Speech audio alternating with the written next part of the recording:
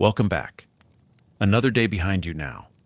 Let the weight of it settle and fade. Tonight, we are going to spend time in a place where sleep happens under conditions most of us will never experience.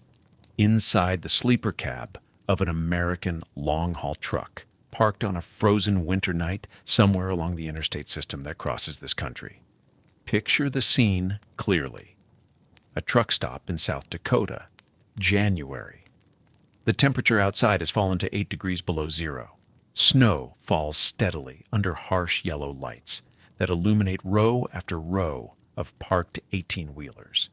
Inside one of these trucks, behind the driver's seat, and separated by a curtain, lies a space no larger than a walk-in closet. This is where the driver will sleep tonight. This is where he has slept for the past 3 weeks. This is his bedroom, his refuge, his only private space in a life lived almost entirely on the road. The sleeper cab is dark except for the faint glow of a phone screen. The diesel-powered bunk heater hums softly, cycling on and off as it tries to maintain warmth against the relentless cold pressing in through thin metal walls. The driver lies under layers of blankets, flannel sheets, a thick comforter, an electric blanket plugged into an inverter. He can hear wind, the scratching of snow against metal, and the low rumble of idling engines from nearby trucks. Condensation has already begun forming on the small window above his head, droplets sliding down to pool on the narrow sill. This is not camping. This is not adventure. This is work. Federal law requires that after 11 hours of driving, a trucker must stop and rest for 10 consecutive hours. There is no choice in timing. There is no waiting for better weather. When the hours run out, the truck must stop and the driver must sleep, regardless of temperature, location, or comfort. Tonight, we will move slowly through the systems, strategies, and small adaptations that make sleep possible in these circumstances. We will examine the equipment, the routines, the sounds, and the sensory reality of spending a winter night in a metal box on wheels. Let the warmth of wherever you are right now hold you. Let this journey carry you towards sleep at its own pace. There are approximately 1.8 million long-haul truck drivers in the United States. Most of them spend 3 to 4 weeks continuously on the road before returning home for 3 to 5 days. During those weeks away, the sleeper cab becomes their only private space. It is bedroom, kitchen, office, and sanctuary compressed into an area roughly 8 feet wide and 4 to 6 feet deep. This is not a lifestyle that accommodates preferences. Freight moves regardless of weather. A truck carrying produce from California to New York cannot pause for winter.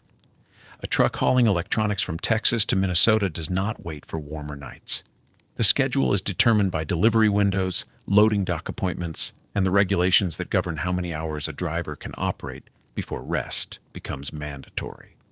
Federal hours of service regulations require that after 11 hours of driving within a 14-hour work window, a driver must take 10 consecutive hours off duty.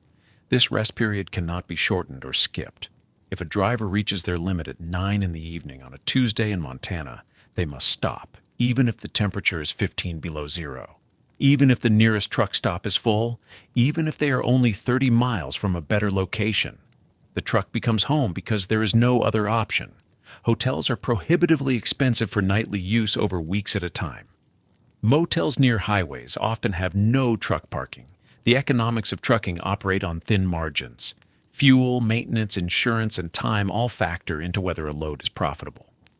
Spending $60 per night on lodging would eliminate most of a driver's income, and so they sleep where the truck is parked, in the space built for exactly this purpose. Winter intensifies every aspect of this reality. Northern routes through Montana, North Dakota, Wyoming, and the upper Midwest regularly experience temperatures between 0 and 30 below during January and February. Drivers cannot avoid these regions. Freight originates and terminates in cold places, just as it does in warm ones. A driver might leave Southern California in 60-degree weather and, 4 days later, find themselves trying to sleep through a blizzard in Fargo. The isolation of truck driving is often discussed in terms of hours alone on highways, but the nights reveal it more clearly. After parking, after the engine is finally silenced or idling softly, the driver is alone in a metal box in a parking lot full of strangers who are also alone in metal boxes. There is no lobby to walk through, no front desk, no neighbors in the traditional sense. There's only the cab, the heater, and the hours until the next shift begins. Some drivers describe their trucks in personal terms. The cab is not just a vehicle, it is a companion, a protector, a known quantity in an ever-changing landscape. They learn its sounds, its quirks, the exact way the heater rattles when it cycles on, the pattern of condensation that forms on the windshield. After weeks and months, the truck becomes familiar in a way that few other spaces are for people who never stay anywhere long enough to call it home. This is the context in which winter sleep happens, not as an occasional challenge or a camping trip, but as a recurring necessity over weeks and months. The systems that make it possible are not luxuries. They are the minimum requirements for survival and function. What follows is an examination of how warmth is created and maintained, how bodies rest in such conditions, and what it means to call a space home when that space is always moving and never truly warm. The sleeper cab is not a bedroom in any traditional sense. It is an enclosed box attached to the back of the driver's compartment, separated by a curtain or partial wall that allows passage between the two areas. The dimensions are fixed by the width of the truck and the manufacturer's design choices. Standard sleeper cabs measure approximately 8 feet wide and 4 to 6 feet deep. Some extended models reach 72 inches in depth, but the most common configuration offers between 48 and 60 inches, just enough space for a mattress and minimal movement around it. The ceiling height allows most adults to sit upright but not stand fully. A driver of average height might have 6 to 12 inches of clearance when sitting on the mattress. The space feels elongated and narrow, like a corridor that ends in a bed. There are no windows on the sides in most models, only a small rectangular window at the back wall, usually measuring 12 by 24 inches, and sometimes additional small windows near the top of the side walls. The mattress platform dominates the space. It runs the full width of the cab and extends from the back wall toward the driver's area, leaving only a narrow passage for entry. The platform is typically elevated 12 to 18 inches above the floor, creating storage space underneath for bags, tools, spare clothing, and supplies. The mattress itself is usually a twin or full size, though dimensions vary by manufacturer. The standard foam mattress provided with most trucks is thin, often 4 to 6 inches, and designed more for weight savings and durability than comfort. Storage is minimal and strategic. Small cabinets or cubbies are mounted along the side walls above the mattress. These compartments are shallow, rarely more than 6 inches deep, and secured with latches to prevent contents from spilling during transit. Some cabs include overhead bins similar to those on aircraft. Drivers use these spaces for clothing, food, electronics, toiletries, and paperwork. Everything must be organized tightly because there is no room for clutter. Many sleeper cabs include a small refrigerator, usually a 12-volt model roughly the size of a college dorm fridge, mounted in a cabinet or secured to the floor. A flat-screen television, typically 20 to 32 inches, may be mounted on a wall or secured to a bracket. Drivers power these devices through the truck's electrical system or an inverter that converts DC power to AC. There are no kitchen facilities, no running water, no bathroom. The sleeper cab is purely for rest and minimal living activities. The construction materials reflect the industrial purpose of the space. Walls are rigid plastic panels or vinyl-covered composite material over metal framing. The floor is usually vinyl or rubberized material, easy to clean and resistant to wear. The back wall and ceiling may be lined with thin fabric or felt-like material that provides minimal acoustic dampening and a small amount of insulation. Insulation quality varies dramatically. Older trucks, particularly those manufactured before the year 2000, often have minimal insulation, sometimes only a thin layer of foam or fiberglass between the interior panels and the outer metal skin. Newer trucks feature improved thermal barriers, including foam insulation in walls and double-pane windows. But even in the best cases, the sleeper cab is a metal box with limited protection against outside temperature. The truck's exterior is steel or aluminum. Metal conducts cold efficiently. When the outside air is 10 below zero, that cold presses against every surface, seeking entry.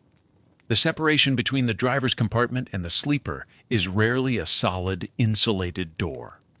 Most trucks use a heavy curtain that can be drawn across the opening. Some models have a partial rigid wall with a curtain covering the remaining gap. This arrangement allows airflow and heat from the cab to enter the sleeper, but it also means the sleeper cannot be fully sealed or independently climate controlled.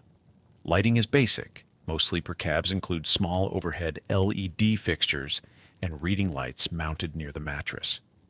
Drivers often add their own lighting: adhesive LED strips, battery-powered lanterns, clip-on lamps. The goal is to create enough light for tasks like reading or organizing without draining the truck's batteries. The sensory experience of the space depends partly on personalization. Drivers add curtains for the windows, choosing patterns or colors that make the space feel less industrial. They hang photos on the walls, arrange small decorations on shelves, lay down blankets or throws that add color and softness. Some install aftermarket mattress toppers, upgraded pillows, and bedding that transforms the sleeping surface into something more comfortable. These additions do not change the fundamental dimensions or insulation, but they alter the psychological experience of the space. When a driver climbs into the sleeper at the end of a shift, they are entering a space that is simultaneously private and exposed, familiar and uncomfortable, home and not home. It is theirs for the duration of their time on the road, but it is never fully theirs. The cold waits just beyond the thin walls. Condensation forms. Metal creaks. Wind finds gaps. This is the space where sleep must happen, and the equipment and routines that make that possible are the subjects of the chapters that follow. For decades, the sound of a truck stop at night was a sustained diesel rumble. Hundreds of engines ran continuously through darkness and cold, each one burning fuel just to keep a single person warm.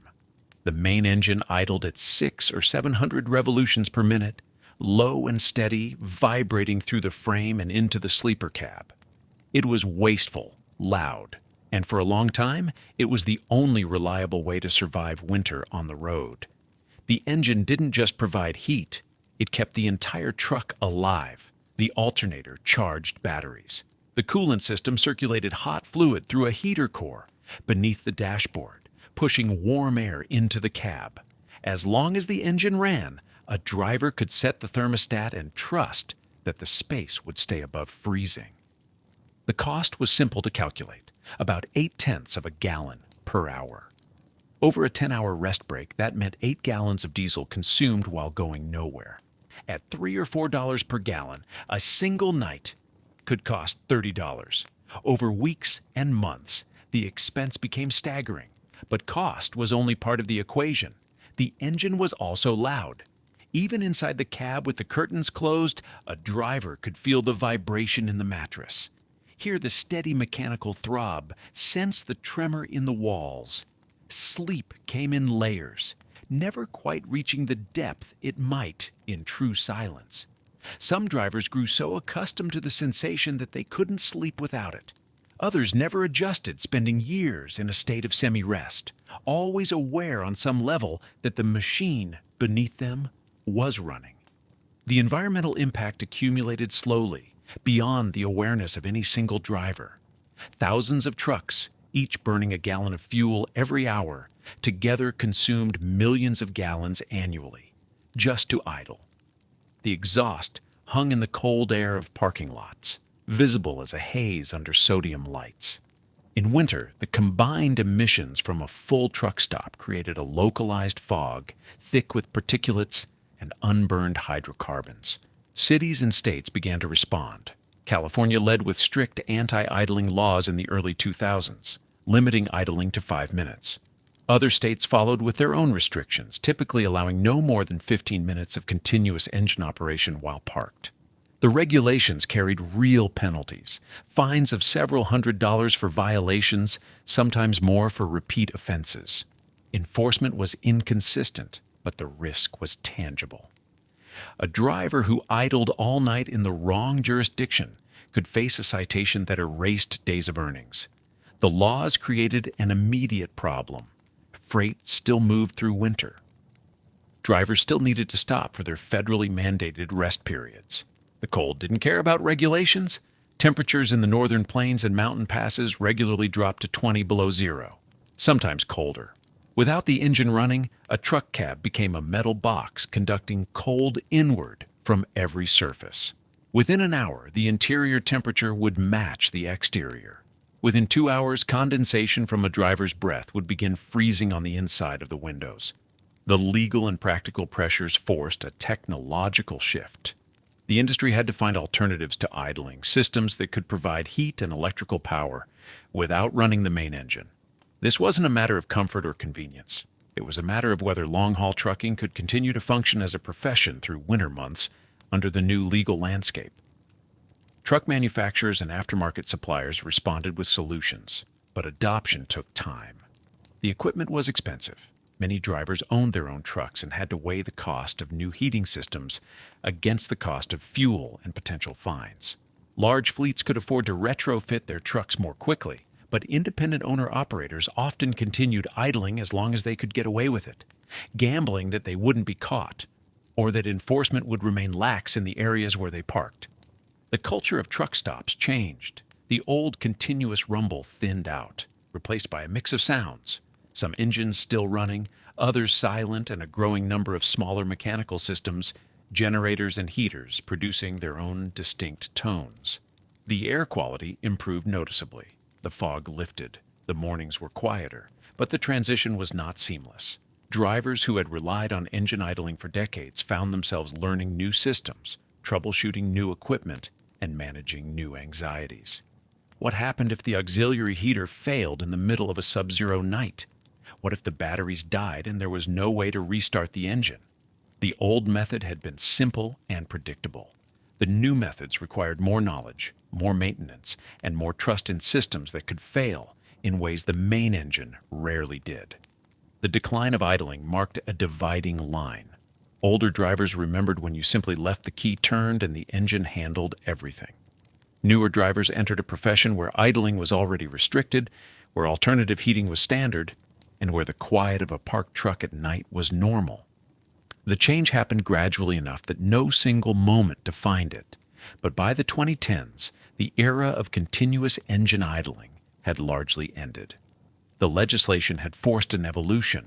Whether drivers appreciated it or resented it depended on their circumstances, but the direction was irreversible. The question was no longer whether to keep the engine running, but which of the new systems would keep a driver warm through the night ahead. The solutions that replaced engine idling fell into two main categories: auxiliary power units and independent bunk heaters. Both served the same fundamental purpose, providing heat and electricity without running the main diesel engine, but they operated on different principles and produced different experiences for the driver trying to sleep. An auxiliary power unit, commonly called an APU, is essentially a small generator mounted to the frame of the truck, usually behind the cab or beneath it. It has its own diesel engine, far smaller than the truck's main power plant, designed to run continuously at a steady speed optimized for efficiency. Where the main engine might be a 15-liter inline-six producing 500 horsepower, an APU engine is often less than 1 liter, producing only enough power to turn a generator and run a small heating and cooling system. The fuel consumption difference is dramatic. An APU burns roughly 1/10 of a gallon per hour, sometimes less. Over a 10-hour night, that's 1 gallon instead of 8 or 10. The savings are immediate and substantial, enough to pay for the unit's installation cost within a year or two of consistent use. For drivers who spend 200 nights per year in the truck, the economic case is overwhelming. But the initial cost is a barrier. A new APU installation runs between $8,000 and $15,000, depending on the model and features. For an independent owner-operator, that's a significant capital expense. Large fleet companies can absorb the cost more easily, and by the 2010s, most new trucks ordered by major carriers came with APUs as standard equipment. Older trucks and those owned by smaller operations often went without, their drivers relying on cheaper alternatives or simply enduring the cold. The sound of an APU is distinct.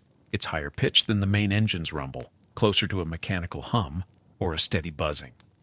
The smaller engine spins faster and the sound carries a different quality. Less visceral vibration, more airborne noise. Some drivers find it easier to sleep with. Others find the pitch more intrusive than the deeper rumble they were accustomed to. The noise is constant when the unit runs, an unvarying tone that becomes the background of the night. The APU also powers climate control. In summer, it runs an air conditioning compressor. In winter, it circulates engine coolant through a heater core, just as the main engine did. The driver sets a thermostat, and the system maintains that temperature. The heat output is usually sufficient for the cab, though in extreme cold, 20 or 30 below zero, it may struggle to keep up. The insulation of the truck cab becomes the limiting factor. Heat pours in, but cold pours in faster through thin walls and poorly sealed gaps. Maintenance is a consideration. The APU is a small engine with its own oil, filters, belts, and coolant. It requires service intervals separate from the main engine. Failures happen. A broken APU in winter leaves the driver with the same problem the anti-idling laws created: no legal way to stay warm. Repairs can be expensive, and finding a shop that services APUs is not always simple in remote areas.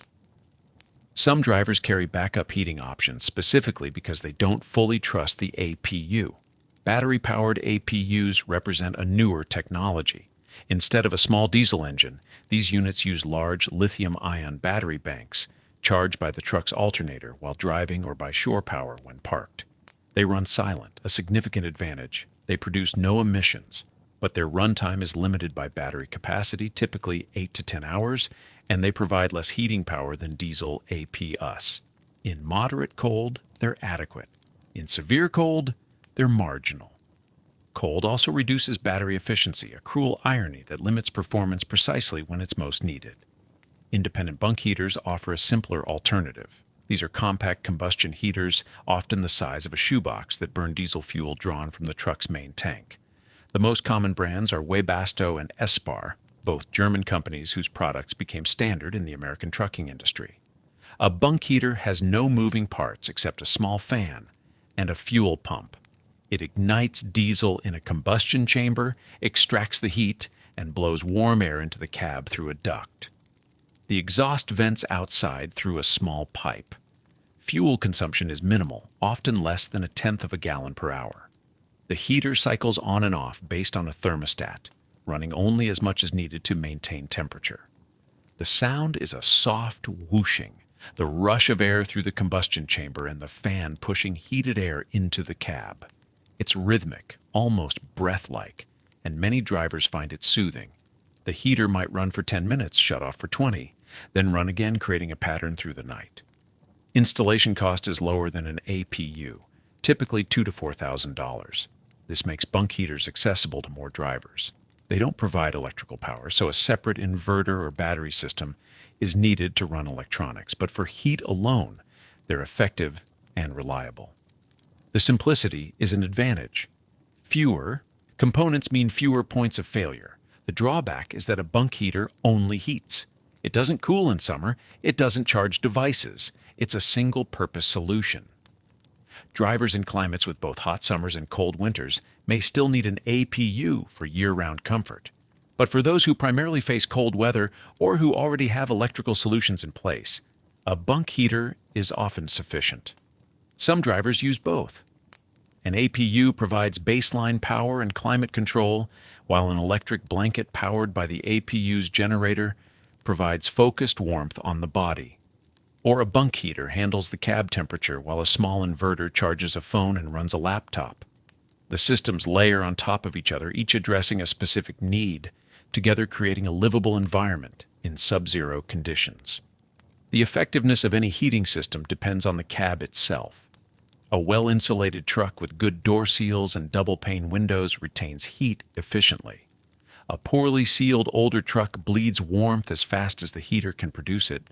Drivers learn to identify cold spots, areas near the floor, around door frames, beneath windows, and compensate with layered bedding or by hanging insulating curtains. The heater provides the warmth, but the driver must manage how that warmth is contained and directed. On the coldest nights, when wind chills drop to 40 or 50 below zero, even the best heating system runs constantly. The APU hums without pause. The bunk heater cycles every few minutes. The temperature inside might reach 60 or 65 degrees, comfortable enough for sleep under heavy blankets. But the walls remain cold to the touch. Frost forms on the windows despite the heat. The battle between interior warmth and exterior cold reaches a kind of equilibrium, neither side winning completely. The mechanical sounds become familiar. A driver learns the rhythm of the bunk heater, knows when it should cycle, notices immediately if the interval changes. The APU's pitch becomes a known constant, any variation signaling a problem. These sounds are the evidence that the systems are working, that the cold is being held at bay. Silence in winter is not peaceful. Silence means something has failed. The sounds are reassurance, proof that the night will pass safely. For many drivers, the most important piece of equipment on a winter night is not the bunk heater or the auxiliary power unit. It is the electric blanket folded at the foot of the mattress. This single piece of fabric becomes the dividing line between rest and endurance, between a tolerable night and a miserable one. The logic is simple. Rather than trying to warm the entire cold metal box of the cab, the electric blanket warms the body directly. It creates a controlled microclimate where sleep is possible, even when frost forms on the windows an arm's length away. The blanket plugs into an inverter that converts the truck's 12-volt battery power into standard household current. Some drivers use electric blankets designed for home use. Others prefer 12-volt heated blankets made specifically for trucking, which plug directly into the cigarette lighter outlet without needing an inverter. Both accomplish the same thing. They generate warmth exactly where it matters most. The heating element inside the fabric draws minimal power compared to running an engine or even a larger auxiliary heater. But the sensation it provides is immediate and personal. The ritual of turning on the electric blanket begins well before sleep. After parking for the night, one of the first tasks is activating the blanket so that it has time to warm. The driver might adjust the thermostat, arrange pillows, or step outside to check the trailer. But the blanket is already working, slowly building heat into the mattress and bedding. Returning to the cab after a few minutes outside in subzero wind makes the pre-warmed sleeping area feel like a small miracle. The contrast is sharp: cold metal steps, frozen air, then the soft, radiant warmth waiting inside. The electric blanket does not heat the cab. It heats the person. This distinction is critical in an environment where traditional heating struggles. A bunk heater might raise the ambient temperature to 50 or 60 degrees, which is tolerable but not comfortable. Add an electric blanket to the equation and the actual sleeping experience transforms. The body stays warm even as breath condenses visibly in the air. Drivers often layer a regular blanket on top of the electric one, trapping the heat close to the skin and preventing it from dissipating into the cold surrounding air. Battery drain is the primary concern. Running an electric blanket for 8 hours straight without the engine or auxiliary power unit operating can deplete the truck's batteries enough to prevent starting in the morning. Experienced drivers know their systems. They know how long the blanket can run on battery alone, and they adjust accordingly. Some use the blanket only during the coldest part of the night, turning it off once they are warm and letting body heat and regular blankets sustain them. Others leave it on continuously, but ensure the auxiliary power unit is running to recharge the batteries throughout the night. When shore power is available at a truck stop, the calculation changes. Shore power is an external electrical hookup that allows the truck to draw current directly from the grid rather than relying on batteries or generators. Plugging into shore power means the electric blanket can run indefinitely without any concern for battery drain. These spots are limited and often cost extra, but on the coldest nights, they are worth the expense. The driver can sleep soundly knowing that warmth will continue uninterrupted until morning. Some drivers carry 2 electric blankets, one underneath warming the mattress from below, one on top, layered with other bedding. This creates an envelope of heat. The lower blanket counteracts the cold rising from the uninsulated floor and the metal bed frame. The upper blanket provides direct warmth to the body. Between them, the driver can achieve a level of comfort that would be impossible with ambient heating alone. The simplicity of the electric blanket is part of its value. There are no moving parts, no fuel to monitor, no exhaust to vent. It produces no noise beyond a faint hum if the inverter is old. It requires no maintenance. It just works. For a driver managing the complexity of weather, regulations, mechanical systems, and isolation, the electric blanket is a reliable constant. Turn it on and it gets warm. That predictability matters. The sensation of crawling into a pre-warmed bed becomes a nightly comfort ritual. After hours of cold highways, icy fuel pumps, and wind cutting through jacket layers, the warmth waiting in the sleeper cab is a reward. It is also a necessity. Without that direct warmth, sleep in subzero temperatures is difficult and sometimes dangerous. The body can tolerate cold while awake and moving. Sleep requires warmth. The electric blanket provides it. A truck cab is fundamentally difficult to keep warm. The structure itself works against comfort. Thin walls, metal framing, single-pane windows in older models, gaps around doors and seals that have worn with years of use. The entire assembly conducts cold inward and allows heat to escape outward. Even with a heater running continuously, the interior remains cooler than a driver would choose. The physics of the situation are unforgiving. Metal conducts temperature efficiently. The steel frame of the cab and the aluminum skin surrounding it act as a thermal bridge, pulling warmth out of the interior and radiating it into the freezing air outside. Stand near the wall on a cold night, and the chill is palpable. Touch the metal bed frame, and your hand recoils. The coldest spots are where metal components contact the interior space. Door handles, window frames. The bolts holding the bunk structure in place. These areas remain cold regardless of how long the heater runs. Windows present another challenge. In older trucks, the sleeper cab windows are often single-pane glass or plastic. They provide minimal insulation. On a night when the outside temperature drops below zero, frost forms on the inside surface of these windows. This is not condensation from breath, though. That contributes. This is frost from heat escaping so rapidly through the glass that the interior surface drops below freezing. The visual confirmation is clear. Where ice forms, heat is leaving. Newer trucks feature double-pane windows with better insulation, but even these struggle in extreme cold. The seals around windows degrade over time. Vibration from thousands of miles loosens fittings. Small gaps open. Cold air infiltrates. A truck that felt reasonably warm when new becomes drafty after 5 years of constant use. Drivers learn where the drafts originate and try to block them with towels, duct tape, or foam strips. These improvisations help, but they do not solve the underlying problem. The floor is perpetually cold. The sleeper cab sits above the chassis, which is exposed to wind and road spray. The floor panel is usually a thin composite material with minimal insulation underneath. Cold radiates upward from below. Even when the bunk heater warms the air, the floor remains icy to the touch. Drivers wear heavy socks or slippers. Some place cardboard or foam mats on the floor to create a barrier. The cold from below is relentless. Doors are weak points. The seals around the driver's door and the sleeper cab access points compress and crack over time. Each time the door opens, cold air rushes in and warm air escapes. Closing the door does not fully restore the seal. A thin line of cold air continues to seep through. On windy nights, the draft is noticeable. The curtain separating the sleeper from the driver's cab flutters. The flame of a lighter would bend.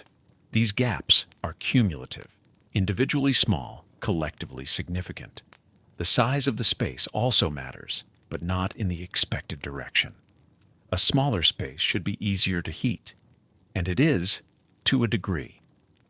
But the sleeper cab is small enough that any cold surface dominates the environment. A single cold window affects the entire area. A draft from the door reaches the bed. There is no distance to buffer the cold.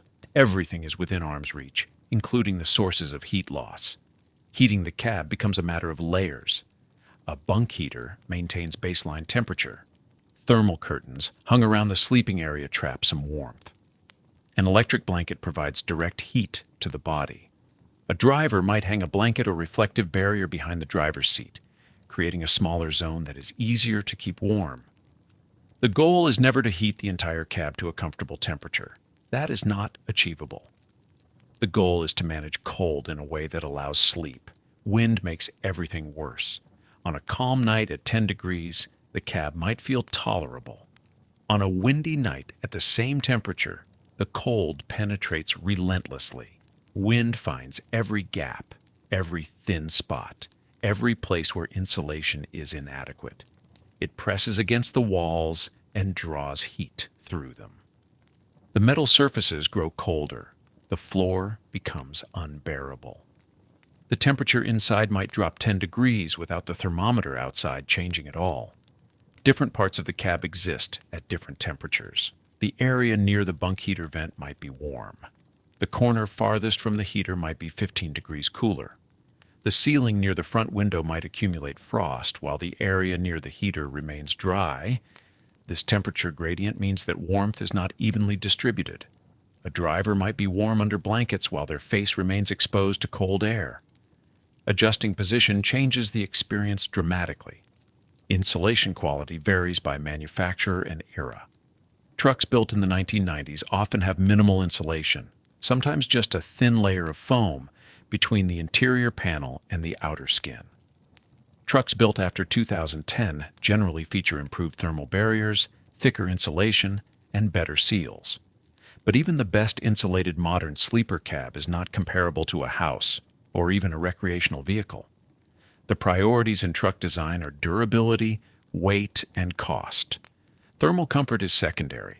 The result is that heating a truck cab in winter is not a matter of turning on a heater and forgetting about it. It is active management, adjusting vents, blocking drafts, layering blankets, using multiple heat sources strategically, checking and rechecking that the systems are working. The cab does not retain heat well, so maintaining warmth requires constant input. Turn off the heater for an hour and the interior temperature drops noticeably. The metal box gives up its warmth as quickly as it was gained. The search for parking begins hours before the truck actually stops. A driver checks the clock, calculates remaining hours under federal limits, estimates arrival time at potential stopping points. 11 hours of driving allowed within a 14-hour window. When those hours expire, the truck must be parked immediately, legally. No exceptions for weather, no extensions for circumstances. In summer, this deadline creates stress. In winter, it creates something closer to dread. Weather slows everything. Ice on the interstate means reducing speed. Snow means following plow trucks for miles. A route that takes 9 hours in June takes 12 in January. The parking spot planned for 7 in the evening becomes unavailable by the time the truck arrives at 9:30. Every truck stop between Chicago and Cleveland fills while the driver is still crawling through Indiana. The apps help. Trucker Path, Park My Truck, others. Digital maps showing rest areas and truck stops. Real-time updates on available spaces. A driver can see a location 200 miles ahead. Watch the available count drop from 47 to 32 to 18 while still 3 hours out. By the time the exit approaches, the lot is full. The next option is 60 miles farther, which might exceed legal driving hours, so the driver parks earlier. Stops with 2 hours still remaining on the clock, sacrificing distance and income to guarantee a spot before dark, before the lot fills, before the storm worsens. This is the winter calculation, safety and certainty versus productivity. The major chains dominate. Love's, Pilot Flying J, TA Petro. Their lots are designed for this. Acres of asphalt, spaces marked for trucks, wide lanes for maneuvering. Parking is free. The business model relies on fuel sales, food purchases, showers, but the parking itself costs nothing, which means competition is brutal. A winter evening at a busy truck stop unfolds in stages. By 5, the lot is half full. By 6:30, 3/4. By 8, every marked space is occupied and trucks begin double parking in the fuel lanes, creating obstacles and frustration. Drivers circle like sharks, waiting for someone to leave, ready to claim any opening.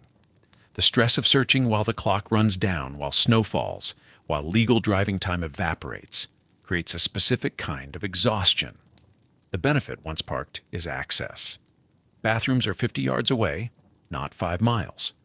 Hot food is available, even if it's just roller grill items and coffee.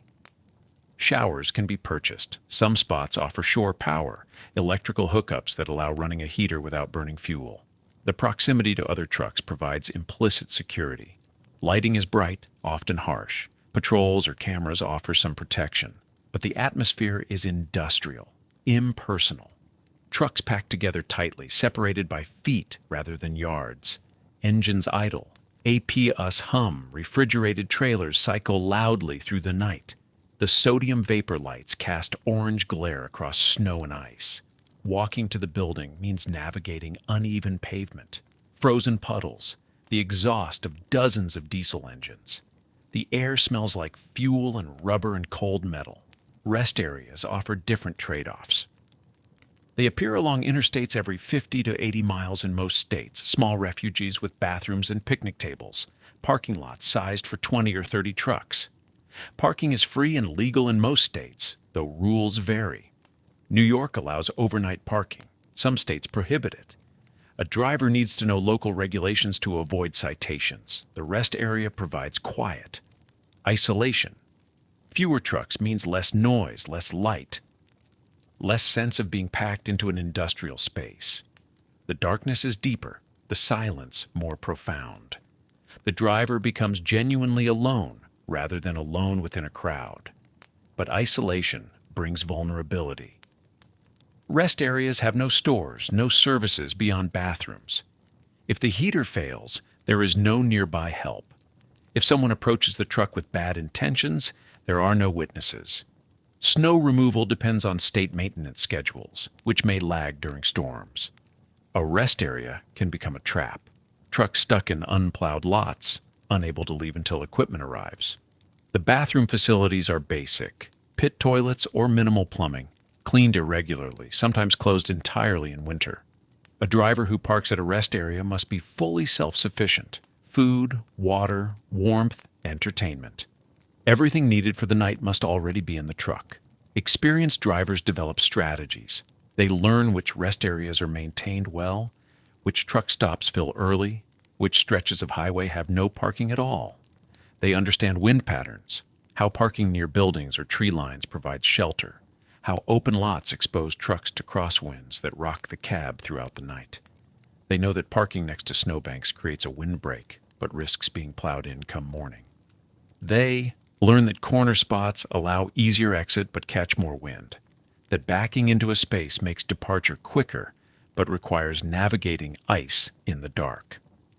Weather forces compromise. A driver might prefer the quiet of a rest area but choose a truck stop because the storm is worsening and access to help matters more than peace. Another might skip the first 2 crowded stops, gambling on finding space at a third, accepting the risk to avoid the noise and congestion of a packed lot.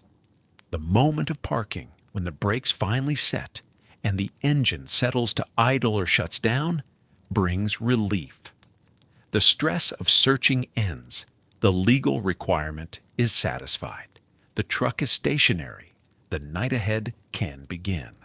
But before sleep, before warmth, before rest, there is the reality of the location. The wind across the parking lot, the distance to bathrooms, the noise of neighboring trucks, the ice underfoot, the knowledge that in 11 hours, the search will begin again. Snow changes everything about the night. It begins while the truck is still moving, light flakes appearing in the headlight beams, scattered at first, then thicker. The wipers clear the windshield in rhythmic sweeps. The road ahead becomes less distinct, lane markers disappearing under fresh accumulation. The driver slows, calculates remaining time and distance, decides whether to push forward or stop early. Usually stopping early wins. A snowstorm is not worth the risk of running out of legal hours with no parking available, not worth getting stuck or sliding off the road. The truck exits at the next available stop, finds a space, if space exists, and settles in for a night that will sound and feel different from clear, cold nights. The first change is wind. Snowstorms bring wind, not always heavy, but persistent. It moves across the parking lot in waves, carrying snow horizontally, piling it against the truck's windward side, scouring the leeward side clean. The wind rocks the cab, not violently, but noticeably. A gentle, irregular motion, strongest during gusts, fading between them. The entire truck sways on its suspension, a movement that becomes part of the night's texture.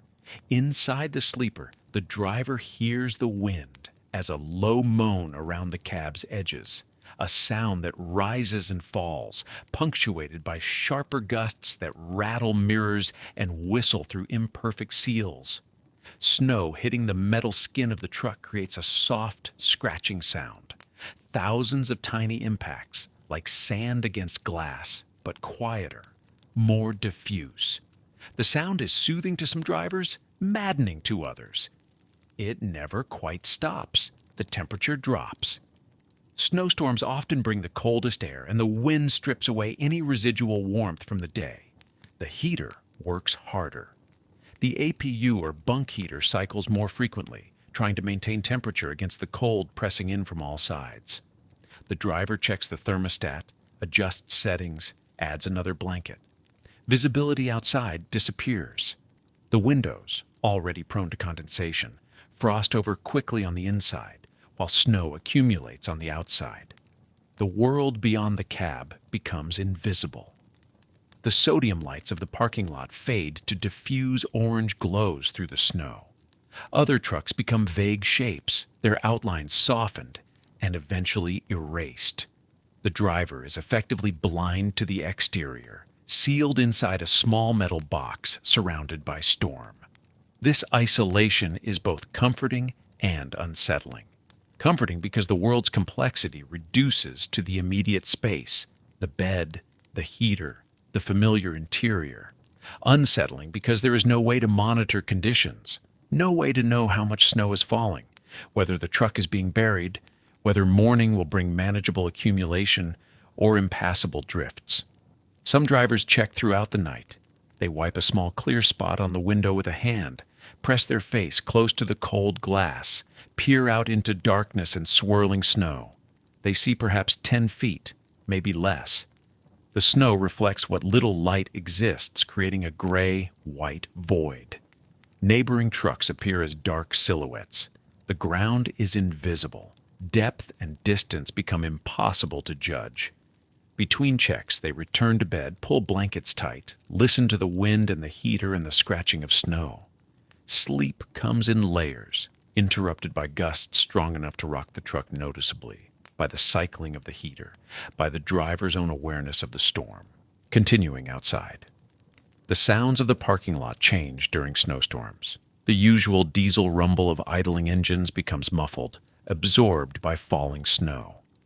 Reefer units still cycle, but their sound softens.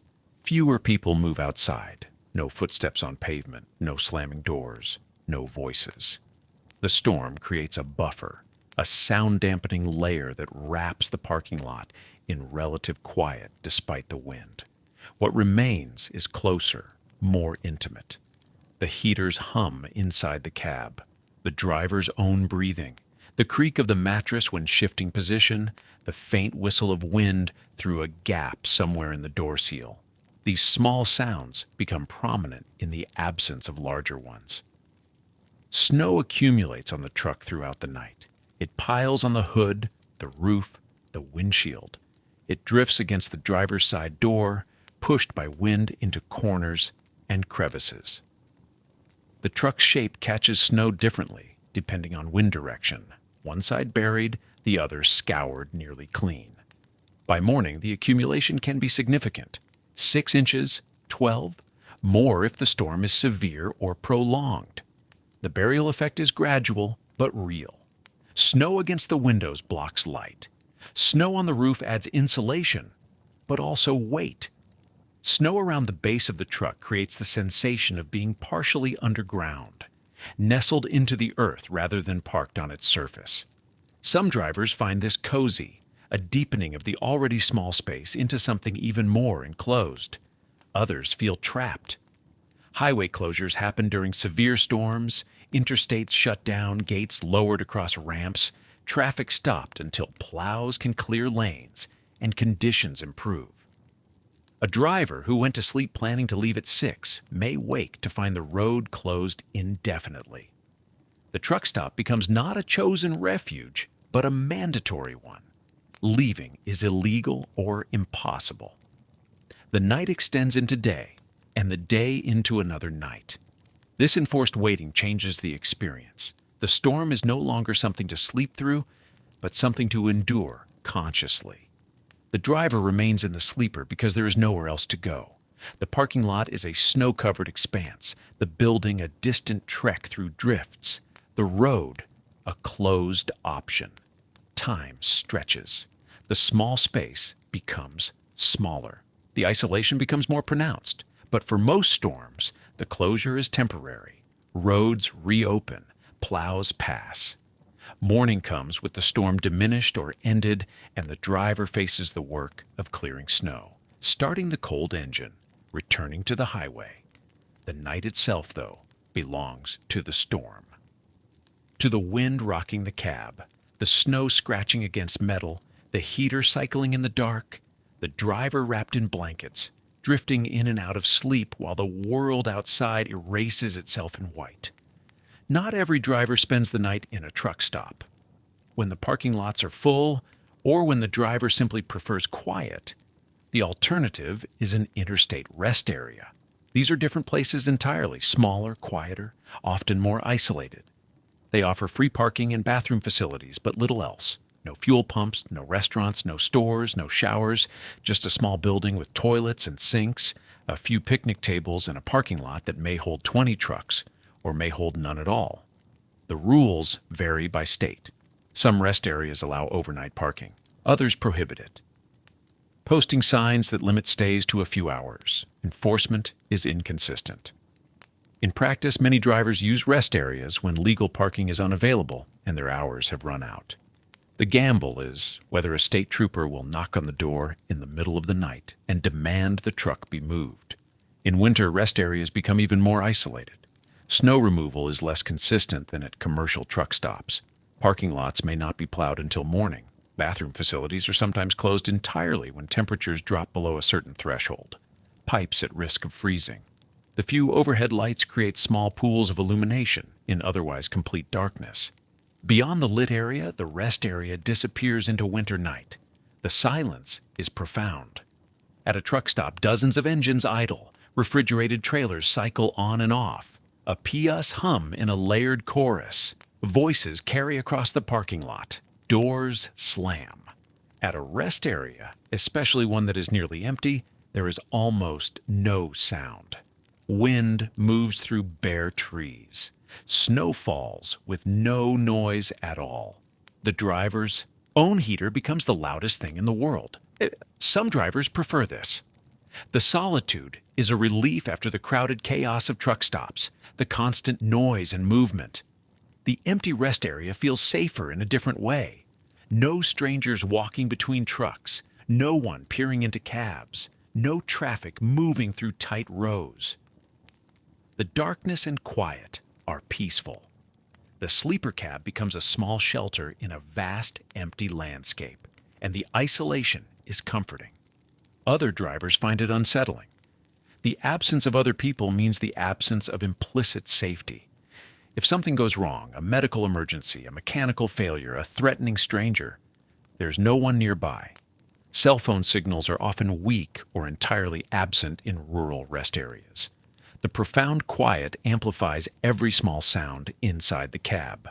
Condensation dripping, the heater cycling, the driver's own breathing, the wind rocking the truck. Without the ambient noise of a parking lot, these sounds become intrusive, preventing sleep. Winter intensifies the sense of isolation. Darkness falls earlier. Weather discourages movement. The bathroom building may be a long walk across an icy parking lot. If snow is actively falling, the distance feels greater. The driver must decide whether to make the trip or wait until morning. Either choice has consequences. When official parking is unavailable, truck stops full, rest areas closed or at capacity, drivers sometimes resort to unofficial parking, highway shoulders, exit ramps, closed way stations. These are not legal parking spaces, but sometimes they are the only options when hours of service regulations forbid further driving. The driver pulls off the road, shuts down, and hopes for the best. This is deeply uncomfortable. Highway shoulders are dangerous. Visibility is poor in winter darkness. Other vehicles, especially in snow or fog, may not see the parked truck until too late. Exit ramps are slightly safer but still exposed.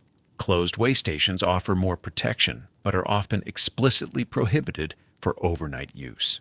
State troopers patrol these areas, issuing tickets or requiring drivers to move immediately, even if moving would violate hours of service rules. The psychological experience of sleeping on a highway shoulder is difficult. There is no safety, no facilities, no sense of security. The truck vibrates each time another vehicle passes. The sound of approaching traffic is constant. The awareness of vulnerability prevents rest. The driver lies awake, listening, waiting for the knock on the door or the impact that might come. Rest areas, by comparison, are safer, but they are still isolated. The bathroom facilities are basic: industrial toilets, cold tile floors, harsh fluorescent lights. No soap dispensers in some locations, no paper towels, no heat in the winter.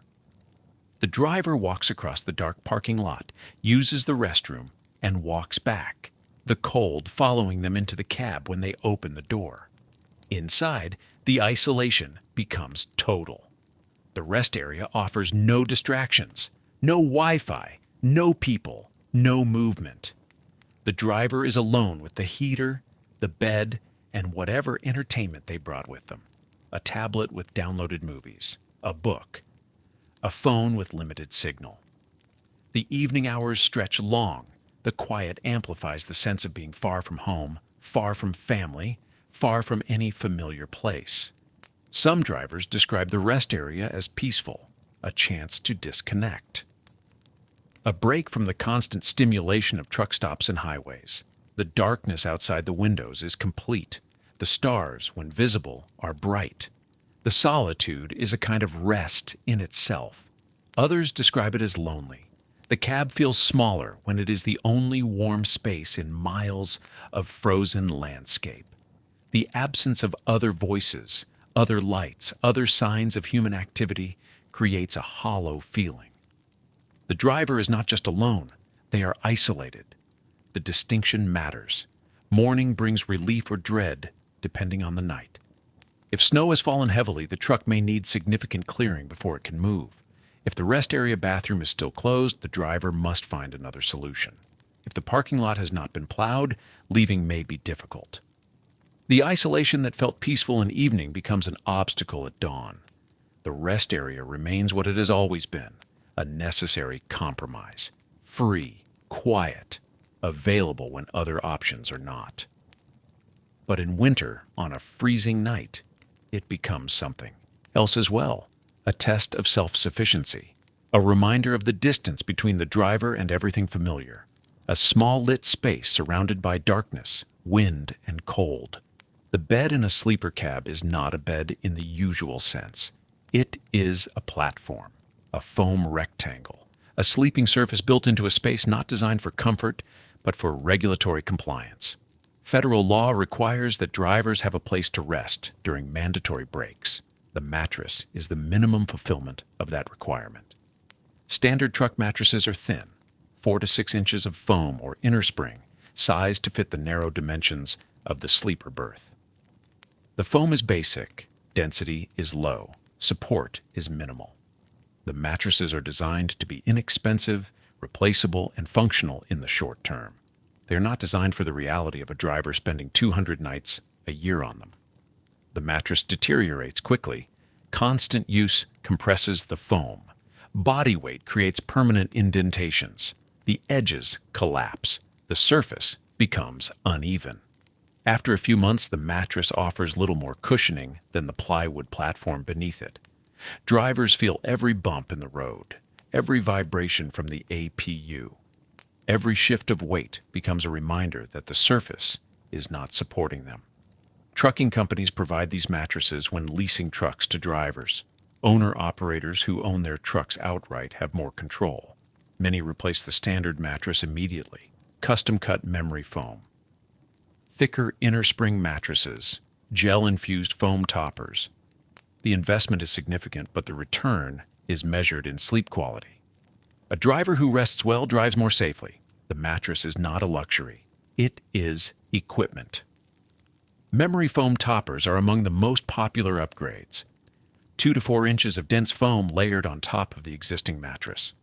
Memory foam conforms to body shape, distributing weight more evenly. It also provides insulation. The standard mattress resting directly on a plywood platform conducts cold from the cab floor and exterior walls. The memory foam creates a barrier. The driver sleeps warmer. Some drivers bring mattresses from home. A twin-size mattress can fit in most sleeper berths, though the dimensions are not always exact. The familiar feel of a home mattress makes the cab feel less foreign. The psychological comfort is as important as the physical. Sleep comes easier on a surface that does not announce its strangeness with every movement. The mattress is only the foundation. Winter sleeping requires layering. A mattress pad covers the foam, protecting it from moisture and adding softness.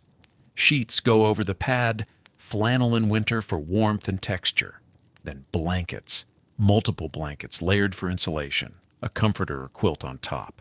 Some drivers add a sleeping bag rated for cold weather, using it as the outermost layer. The philosophy is the same as layering clothing. Multiple thin barriers trap air between them. Air is an insulator. The more layers, the more pockets of trapped air, the warmer the sleeping system. A single thick blanket cannot do what 3 thinner blankets can. The driver learns this through trial and error, through nights spent shivering under insufficient bedding, through mornings waking stiff and exhausted. Flannel sheets are favored. Cotton flannel is soft, warm, and breathable. It feels warmer than standard cotton sheets, even though the insulation value is similar. The texture matters. The driver climbs into bed in thermal layers, and the flannel against skin feels like comfort. Satin or synthetic sheets, which some drivers try for their smoothness, are cold to the touch. They slide. They do not hold warmth. Flannel grips the body gently, holds heat close, and creates the illusion of a warmer bed even before the electric blanket has fully heated. Down comforters are popular but problematic. They are warm. They are light. They compress well for storage. But down in winter, truck cabs do not coexist easily. The driver's breath creates moisture. The cab's interior is cold. Condensation forms on every surface, including bedding. Down absorbs moisture. Wet down loses its insulating properties. It clumps. It smells. By morning, the comforter may be damp, and drying it in the cab is nearly impossible. Synthetic comforters and sleeping bags avoid this problem. Polyester insulation does not absorb water as readily. It dries faster. It retains warmth even when damp. Many drivers switch to synthetic bedding after a single winter of fighting condensation. The trade-off is weight and bulk. Synthetic bedding is heavier, harder to compress, and takes up more storage space in the already cramped sleeper. But it works. Pillows present their own challenges. The standard bed pillow is bulky. The sleeper cab has limited storage. Some drivers use memory foam pillows that compress. Others use camping pillows designed for backpacking. These are smaller, lighter, and packed tightly when not in use. The trade-off again is comfort. A thin camping pillow does not provide the same support as a full pillow. Some drivers use multiple pillows strategically, one for the head, another placed against the cold exterior wall behind the bed, creating a barrier between body and metal. A third tucked along the side, filling the gap between mattress and cab wall, where drafts enter. The pillows become insulation as much as comfort. The bed is the most personalized part of the cab. Drivers bring bedding from home, a quilt made by a family member, a comforter in a favorite color, pillowcases that match sheets left behind in a house hundreds of miles away. These small consistencies matter. The bed may be a foam platform in a metal box, but the familiar textures and patterns create a psychological anchor. This is my space. This is my bed. This is where I sleep. Some drivers make the bed each morning, straightening sheets, smoothing blankets, folding the comforter. It is a domestic routine transplanted into the truck. The act of making the bed signals the end of rest and the beginning of the workday. It imposes order on a space that could easily become chaotic. It maintains a boundary between sleep and waking, even when both occur in the same 6 feet of space. Sleep quality on these surfaces is variable. The constant low vibration from the APU or bunk heater travels through the platform. The driver feels it in their bones.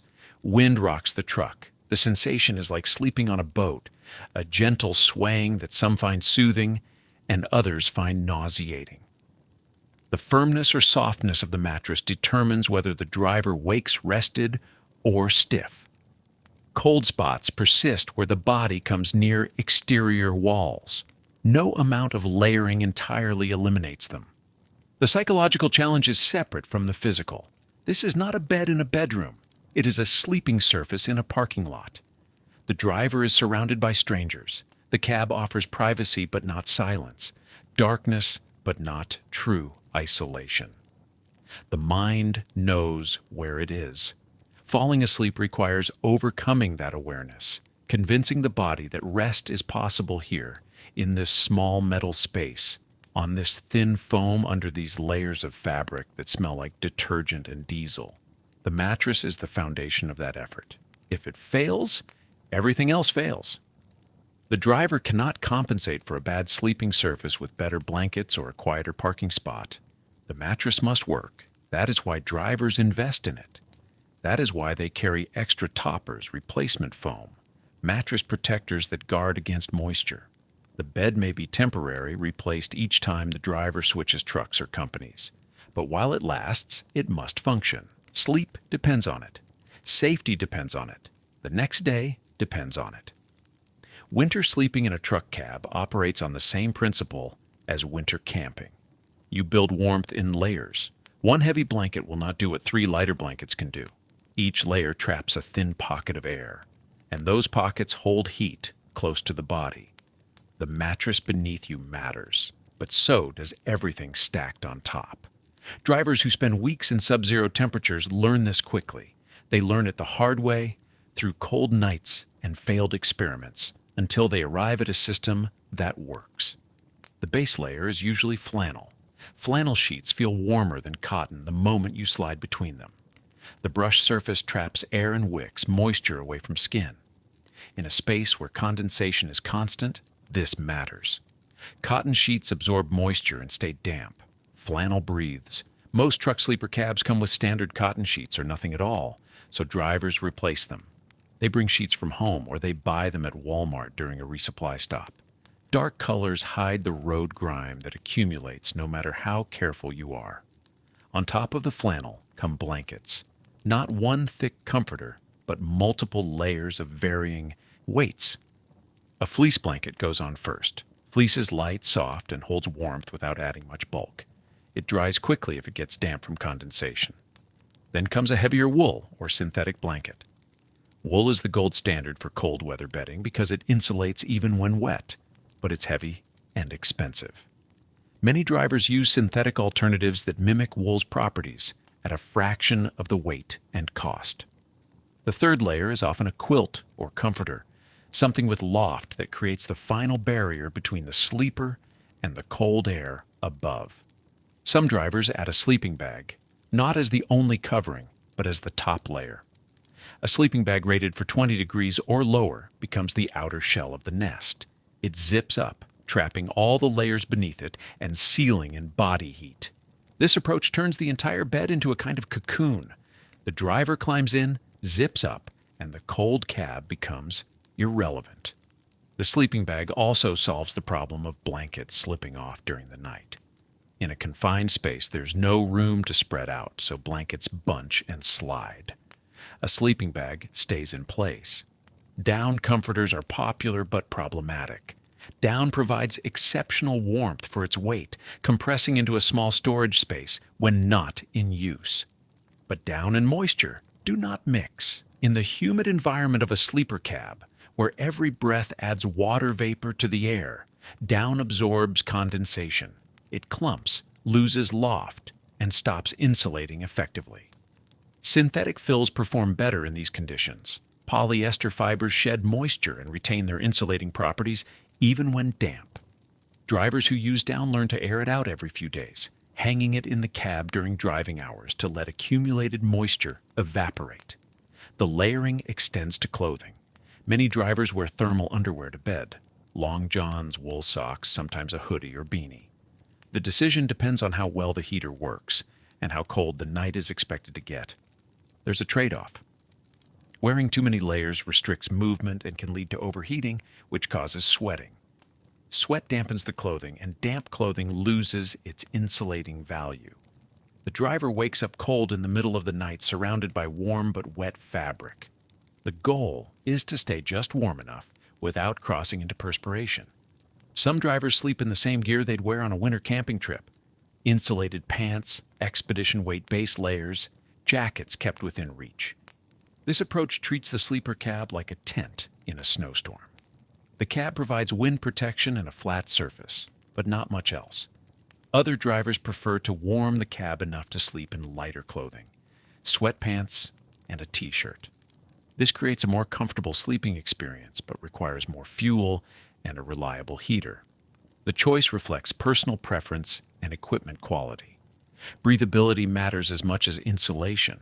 A completely sealed cocoon traps moisture along with heat. The driver exhales water vapor all night long, and that vapor needs somewhere to go. If it can't escape through the bedding, it condenses on the coldest surface available, usually the skin or the innermost layer of fabric. This is why experienced drivers avoid rubber-backed mattress pads and non-breathable blanket materials. Air needs to circulate, even if only slightly, to carry moisture away from the body and into the larger cab space where it can condense on windows instead of on skin. The nest takes time to build. New drivers often start with whatever they brought from home, a single comforter, maybe a pillow. After a few cold nights, they add a blanket, then another. They swap out the cotton sheets for flannel. They buy a sleeping bag. The system evolves over weeks and months, shaped by trial and error. What works in October doesn't work in January. What works in Wyoming doesn't work in Montana. Drivers adapt, adding or removing layers as conditions change. The psychological effect of the nest is as important as the physical warmth. Climbing into a carefully constructed bed at the end of an 11-hour driving shift provides a sense of control and comfort. The cab itself may be cold, cramped, and impersonal. The bed becomes the one space that feels genuinely warm and safe. Drivers describe this feeling, the moment when they're finally inside all the layers, zipped up or tucked in, and the cold world outside no longer matters. The nest becomes a refuge. Storage is a constant challenge. All these blankets, sleeping bags, and extra layers have to fit into a space roughly 6 feet long and 2 feet wide when not in use. During the day, they're folded and stuffed into the sleeping compartment storage bins or piled at the foot of the mattress. Some drivers use compression sacks to reduce the volume of sleeping bags and down comforters. Others simply live with the bulk, accepting that their living space will always be partially occupied by bedding. The trade-off is non-negotiable. Without the layers, sleep in winter becomes impossible. With them, the cab becomes livable. The transition from driver to sleeper begins with the parking brake. The handle pulls up with a mechanical clunk, and the truck settles into stillness. After 11 hours of motion, of constant adjustment and attention, the sudden lack of vibration feels profound. The engine idles for a moment, then shuts down. The silence that follows is not complete. The APU or bunk heater continues running, but the primary engine's deep rumble is gone. That absence marks the boundary between work and rest. The first task is securing the vehicle. The CB radio gets turned off. Its constant chatter, the voices of other drivers, and the occasional burst of static has been background noise all day. Shutting it down removes one layer of stimulation. Loose items get stowed. Water bottles go into cup holders. Paperwork gets clipped or tucked away. The cab, which has been a functional workspace, begins its transformation into a bedroom. This physical organization is also mental preparation. Each item put away is a step toward rest. Curtains close next. Most sleeper cabs have heavy curtains or shades that separate the sleeping area from the front seats and block the view from outside. These curtains provide privacy and a psychological sense of enclosure. They also serve as insulation, creating a smaller space for the heater to warm. The act of closing them feels definitive.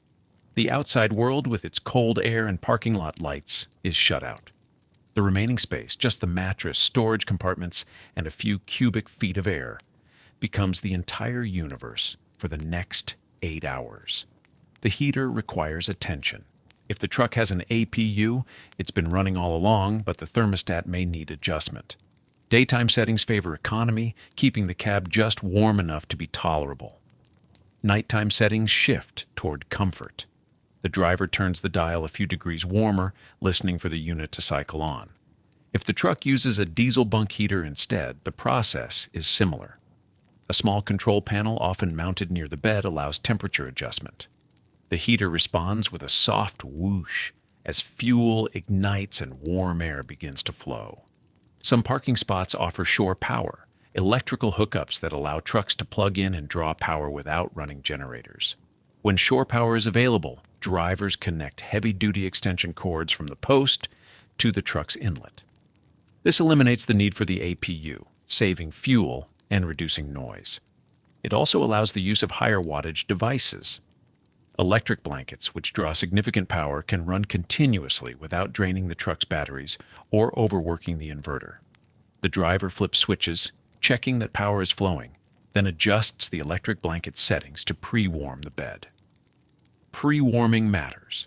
An electric blanket needs 20 to 30 minutes to heat the mattress and surrounding fabric. Climbing into a cold bed, even with the blanket on, means enduring a period of discomfort while body heat and electric heat combine to raise the temperature. Starting the blanket early eliminates this. By the time the driver is ready to sleep, the bed is already warm. This small act of planning transforms the experience. Instead of shivering through the transition, the driver slides into warmth immediately. The evening routine continues with personal hygiene. Truck stops offer showers, but in winter, the walk across the parking lot in subzero wind is unpleasant. Many drivers skip the shower and use baby wipes instead. A package of wipes sits within reach, and the driver pulls several out, wiping down face, neck, arms, and anywhere sweat has accumulated during the day. It's not a shower, but it removes the film of grime that builds up from sitting in a driver's seat for hours. Hand sanitizer follows. Teeth get brushed using bottled water and a spit cup. There's no running water in the cab, so oral hygiene becomes a careful process of sipping, swishing, and spitting into a container that will be emptied in the morning. Changing clothes is the next step. The driver strips off the day's outfit, jeans, flannel shirt, whatever was worn for driving, and pulls on sleeping clothes. Thermal underwear is common. Long johns, thick socks, sometimes a hoodie. If the cab is particularly cold, a beanie goes on too. The choice of sleepwear reflects the expected temperature and the reliability of the heater. Some drivers sleep in full winter gear, treating the cab like a tent. Others prefer lighter clothing if the heater can maintain a comfortable temperature. Either way, changing marks another psychological transition. Work clothes come off. Sleep clothes go on. The body begins to relax. The driver organizes the immediate surroundings. The phone goes on a small shelf or into a cubby within arm's reach. A flashlight sits nearby in case the lights need to be turned off, but something requires finding in the dark. A water bottle is positioned where it can be grabbed without fully waking. These small arrangements matter. In the middle of the night, fumbling for a phone or a light switch can fully wake someone, making it hard to fall back asleep. Everything the driver might need is placed deliberately. Weather forecasts get checked. The driver pulls up an app or tunes a radio to a weather station, listening for updates on the route ahead. Snow overnight means adjustments in the morning. Ice means slower driving and earlier departure to stay on schedule. Wind means exposed stretches of highway will be dangerous. Knowing what's coming allows mental preparation. It also adds a low-level anxiety that's hard to shake. Weather in winter is always a threat. Even in a warm bed, the knowledge that conditions outside are worsening intrudes. alarms get set. The phone's alarm app shows a time, usually early, 4 or 5 in the morning. Freight schedules and delivery windows dictate these hours.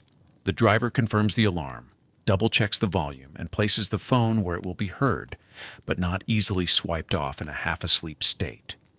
The alarm represents the return to work, the end of rest, the beginning of another day navigating winter roads. It's both necessary and unwelcome. Entertainment occupies the last hour before sleep. Some drivers read. Paperback books, e-readers, whatever can be held in one hand while lying down. Others watch videos on tablets or phones. Streaming services provide familiar TV shows and movies, a connection to normalcy. Headphones keep the sound contained, blocking out the parking lot noise and creating a bubble of controlled audio. Still others listen to podcasts or audiobooks, letting voices carry them towards sleep.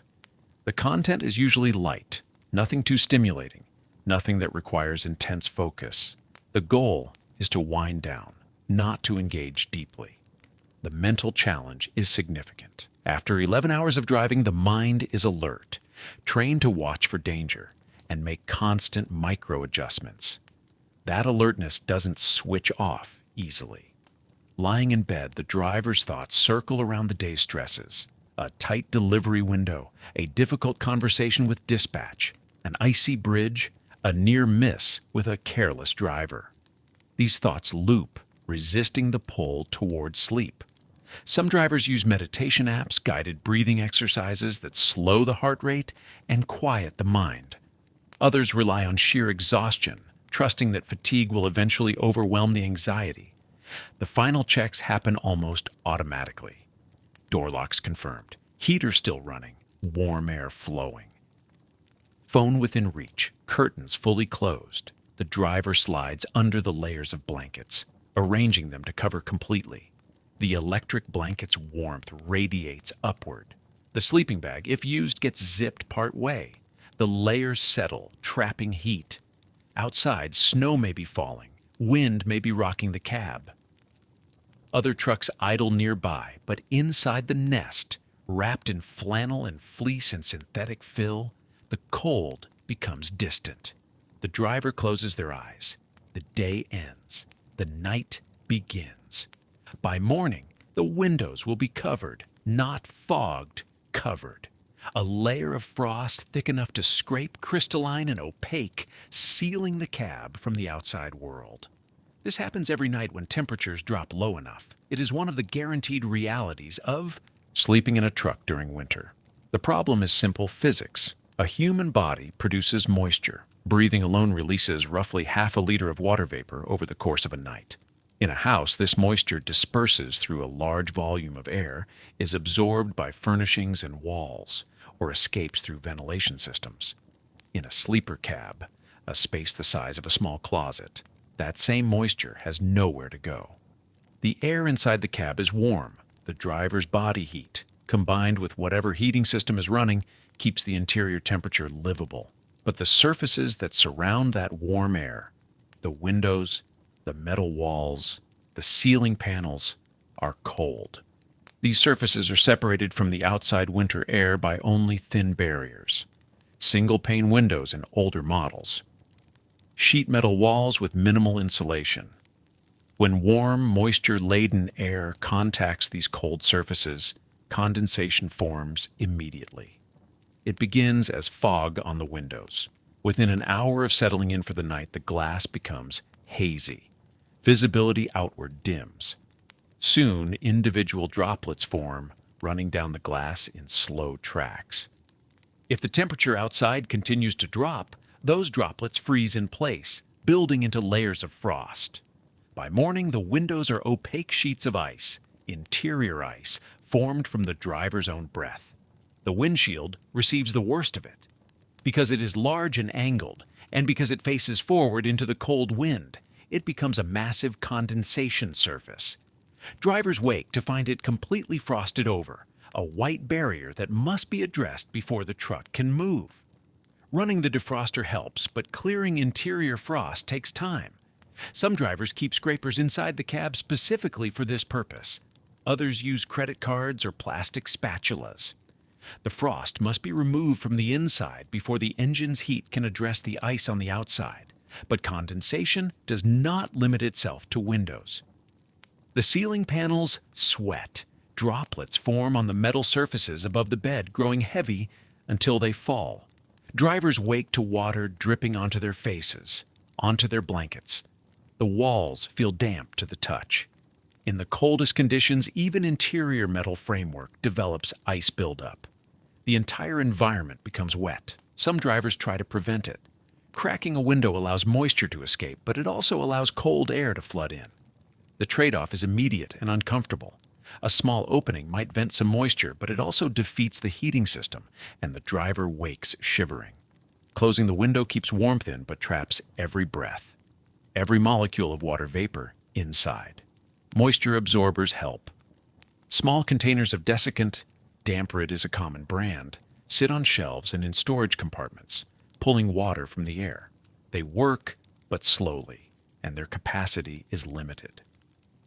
A single container cannot counteract the moisture produced by a sleeping human in an 8-hour period. Some drivers use multiple units, placing them strategically around the cab.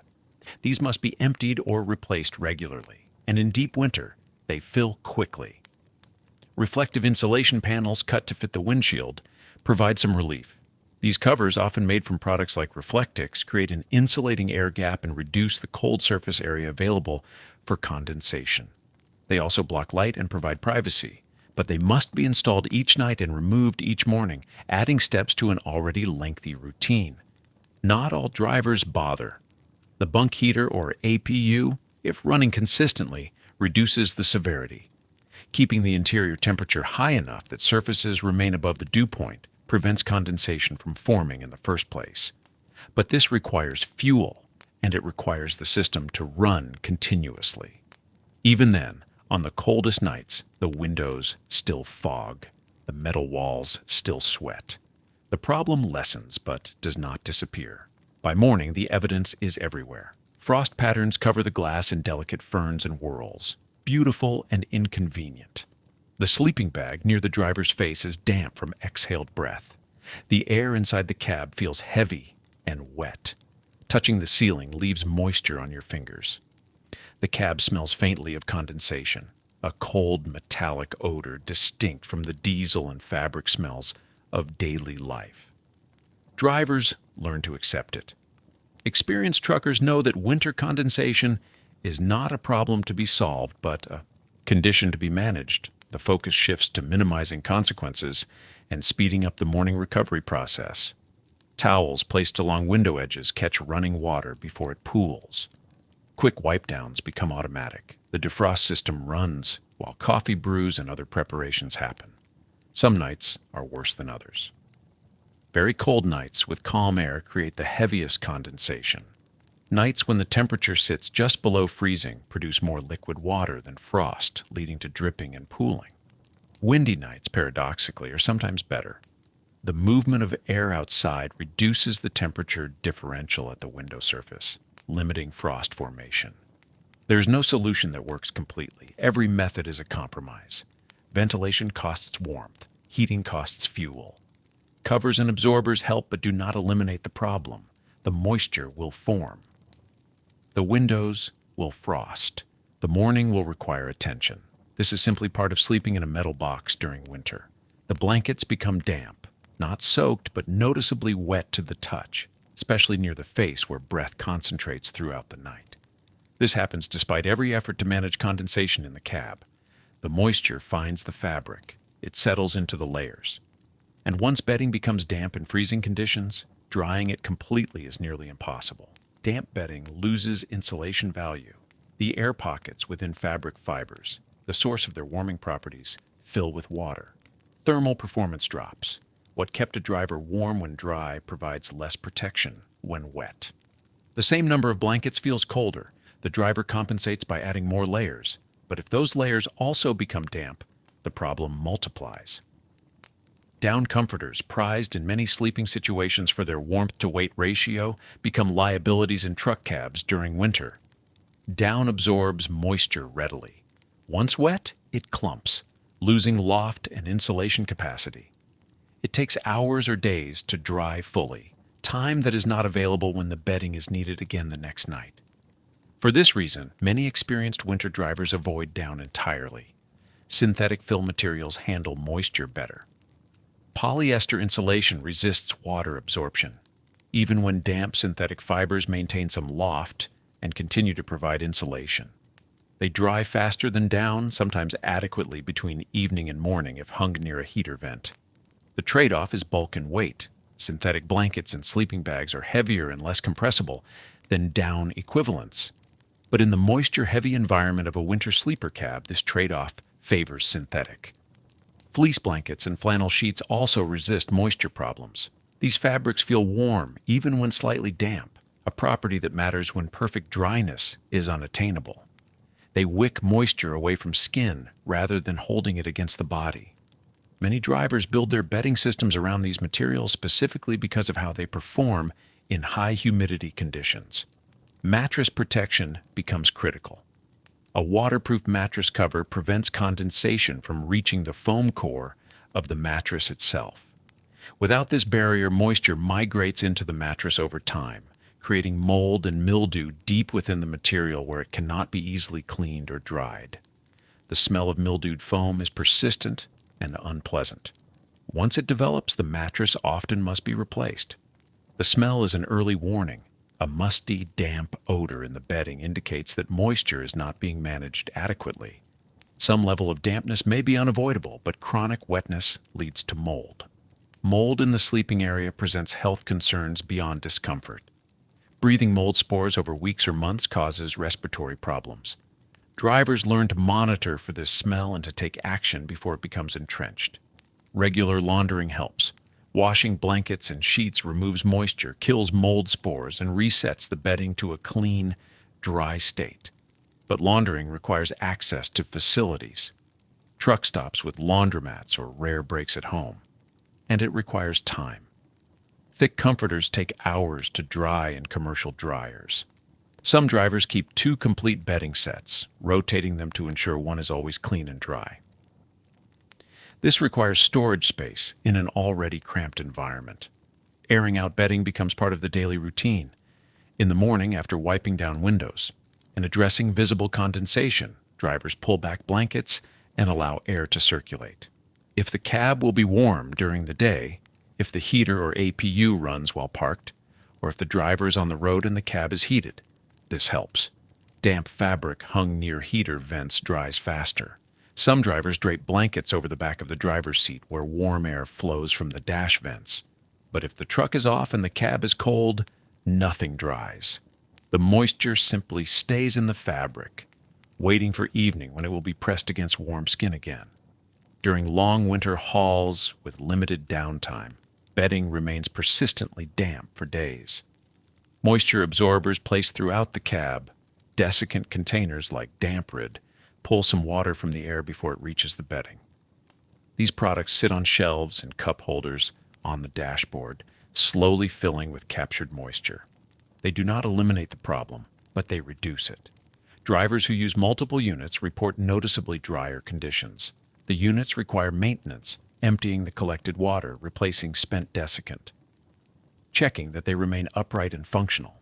Some drivers experiment with small 12-volt dehumidifiers designed for RVs and boats. These devices pull moisture from the air and collect it in small reservoirs. Their effectiveness in a space as small and poorly sealed as a truck cab is limited, but they provide some benefit. They also consume electrical power, drawing from the truck's battery system, or requiring the APU to run. The morning routine expands to include moisture management. After waking, the driver wipes down windows with a towel, absorbing the condensation before it runs or refreezes. The same towel addresses the ceiling if it has been dripping. Bedding is pulled back and shaken out, allowing trapped moisture to escape. If conditions allow, a window is cracked briefly to vent humid air, then closed again before too much warmth is lost.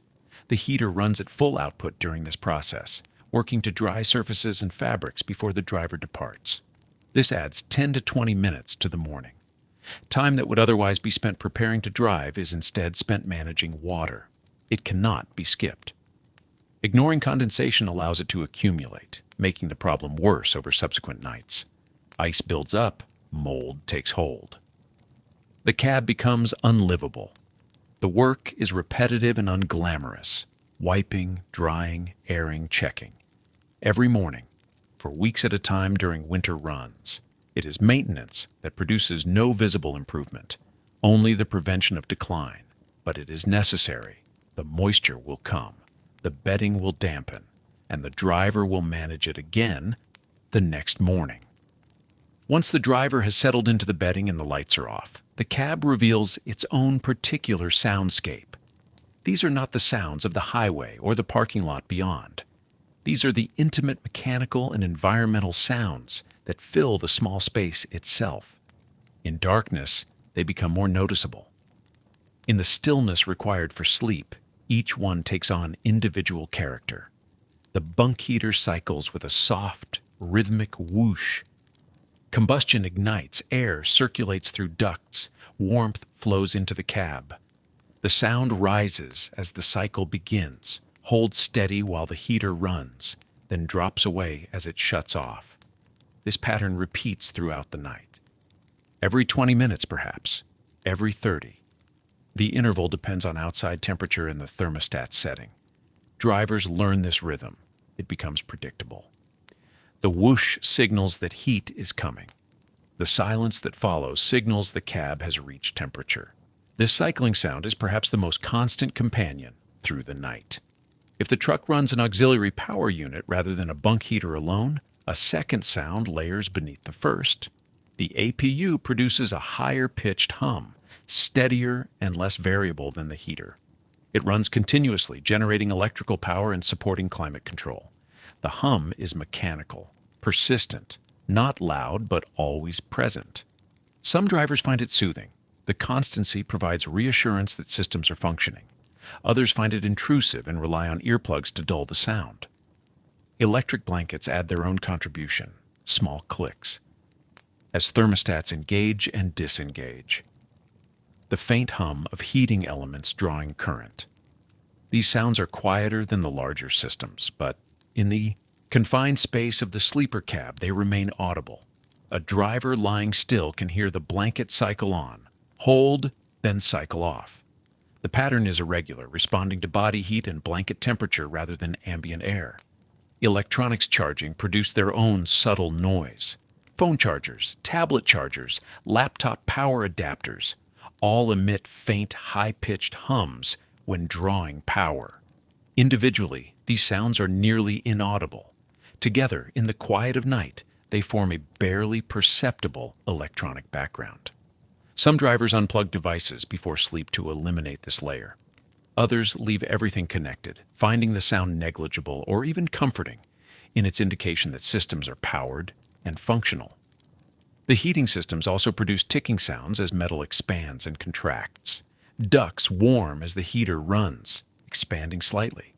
They cool between cycles, contracting again. The ticking is irregular, unpredictable. It comes from different locations within the cab. These sounds can be startling at first, breaking into the edge of sleep. Over time, drivers learn to recognize them as normal. They become part of the expected nighttime environment. Wind against the exterior surfaces creates a different class of sound. The cab is a metal box, and wind makes it resonate. Gusts produce low groans as the structure flexes slightly. Steady wind creates a higher whistling at gaps around doors and windows. The sounds vary with wind speed and direction. During storms, wind becomes the dominant sound, sometimes loud enough to mask the mechanical hum of heaters and APUs.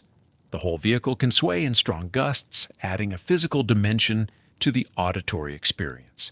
This movement is gentle, a slow rocking that some find soothing and others find unsettling. Snow or ice particles driven by wind make a scratching sound against metal and glass. Each impact is tiny, but thousands together create a continuous scraping texture. The sound is sharper than rain, more brittle. It varies with the type of precipitation. Dry snow produces a lighter scratch, wet snow a heavier one, ice pellets a distinct tapping. This sound is most noticeable on the windshield and the flat surfaces of the cab roof. It signals ongoing storm conditions without requiring the driver to look outside.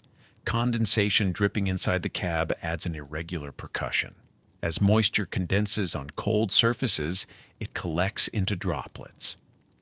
When droplets grow heavy enough, they fall onto bedding, onto the floor, onto storage bins. Each drop makes a soft sound, distinct in the quiet.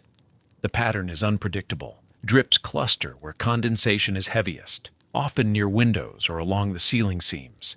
Drivers become attuned to this sound, sometimes waking briefly at a particularly loud drip, then settling back as they recognize the source. In the profound quiet between wind gusts, especially in remote rest areas away from highway traffic, a different kind of silence emerges. This is not true silence. The heater still cycles, the APU still hums, but it is a marked decrease in ambient noise. The absence of wind allows the mechanical sounds to stand out more clearly. This silence can feel eerie to drivers accustomed to constant noise. It also allows smaller sounds to become noticeable. The creak of the mattress, the rustle of fabric, the driver's own breathing. Personal sounds become surprisingly prominent in this environment. Breathing in the small enclosed space is audible.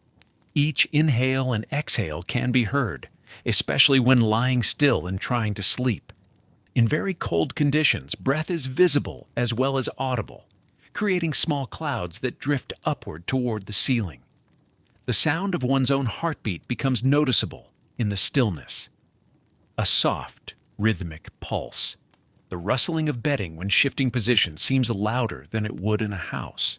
These sounds create an intimacy with one's own body, a heightened awareness of physical presence. The mechanical symphony of heaters, APUs, and electronics forms a constant bass line. Environmental sounds, wind, precipitation, dripping condensation, add variable layers. Personal sounds provide the most intimate foreground. Together, these elements create the soundscape that accompanies sleep in a truck cab. Each sound has its own rhythm and character. Each conveys information, systems functioning, weather continuing, body present and warm.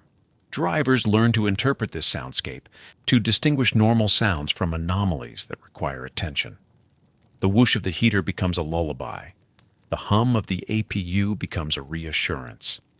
The sounds of the cab, initially intrusive, eventually become the familiar soundtrack of rest.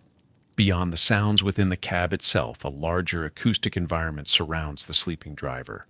This is the soundscape of the parking lot, the ambient noise created by dozens or hundreds of other trucks, by the facility itself, and by the highway nearby. These sounds are muffled by the cab walls and windows, but they remain present. They form the background against which the interior sounds play out. In crowded truck stops, this external soundscape can be as loud as the mechanical systems inside the cab. The most constant sound is the low rumble of idling diesel engines. Despite anti-idling regulations, some trucks still run their main engines overnight, either because the driver lacks alternative heating or because older trucks require it to maintain battery charge. Each idling engine produces a deep, throaty rumble, a bass note that carries across the parking lot. These sounds overlap, creating a layered drone. The rumble is not uniform. Engines cycle up and down slightly. Air systems engage. Exhaust notes shift. But the overall effect is a sustained low-frequency hum that penetrates walls and windows and becomes the foundation of the parking lot soundscape. Auxiliary power units add a higher-pitched layer. These smaller generators produce a more mechanical sound than main engines, a steady hum with a slight whine. A PUs cycle on and off based on electrical load and climate control needs. At any given time, dozens of APUs may be running across the lot. Their combined sound is less penetrating than idling engines, but more persistent.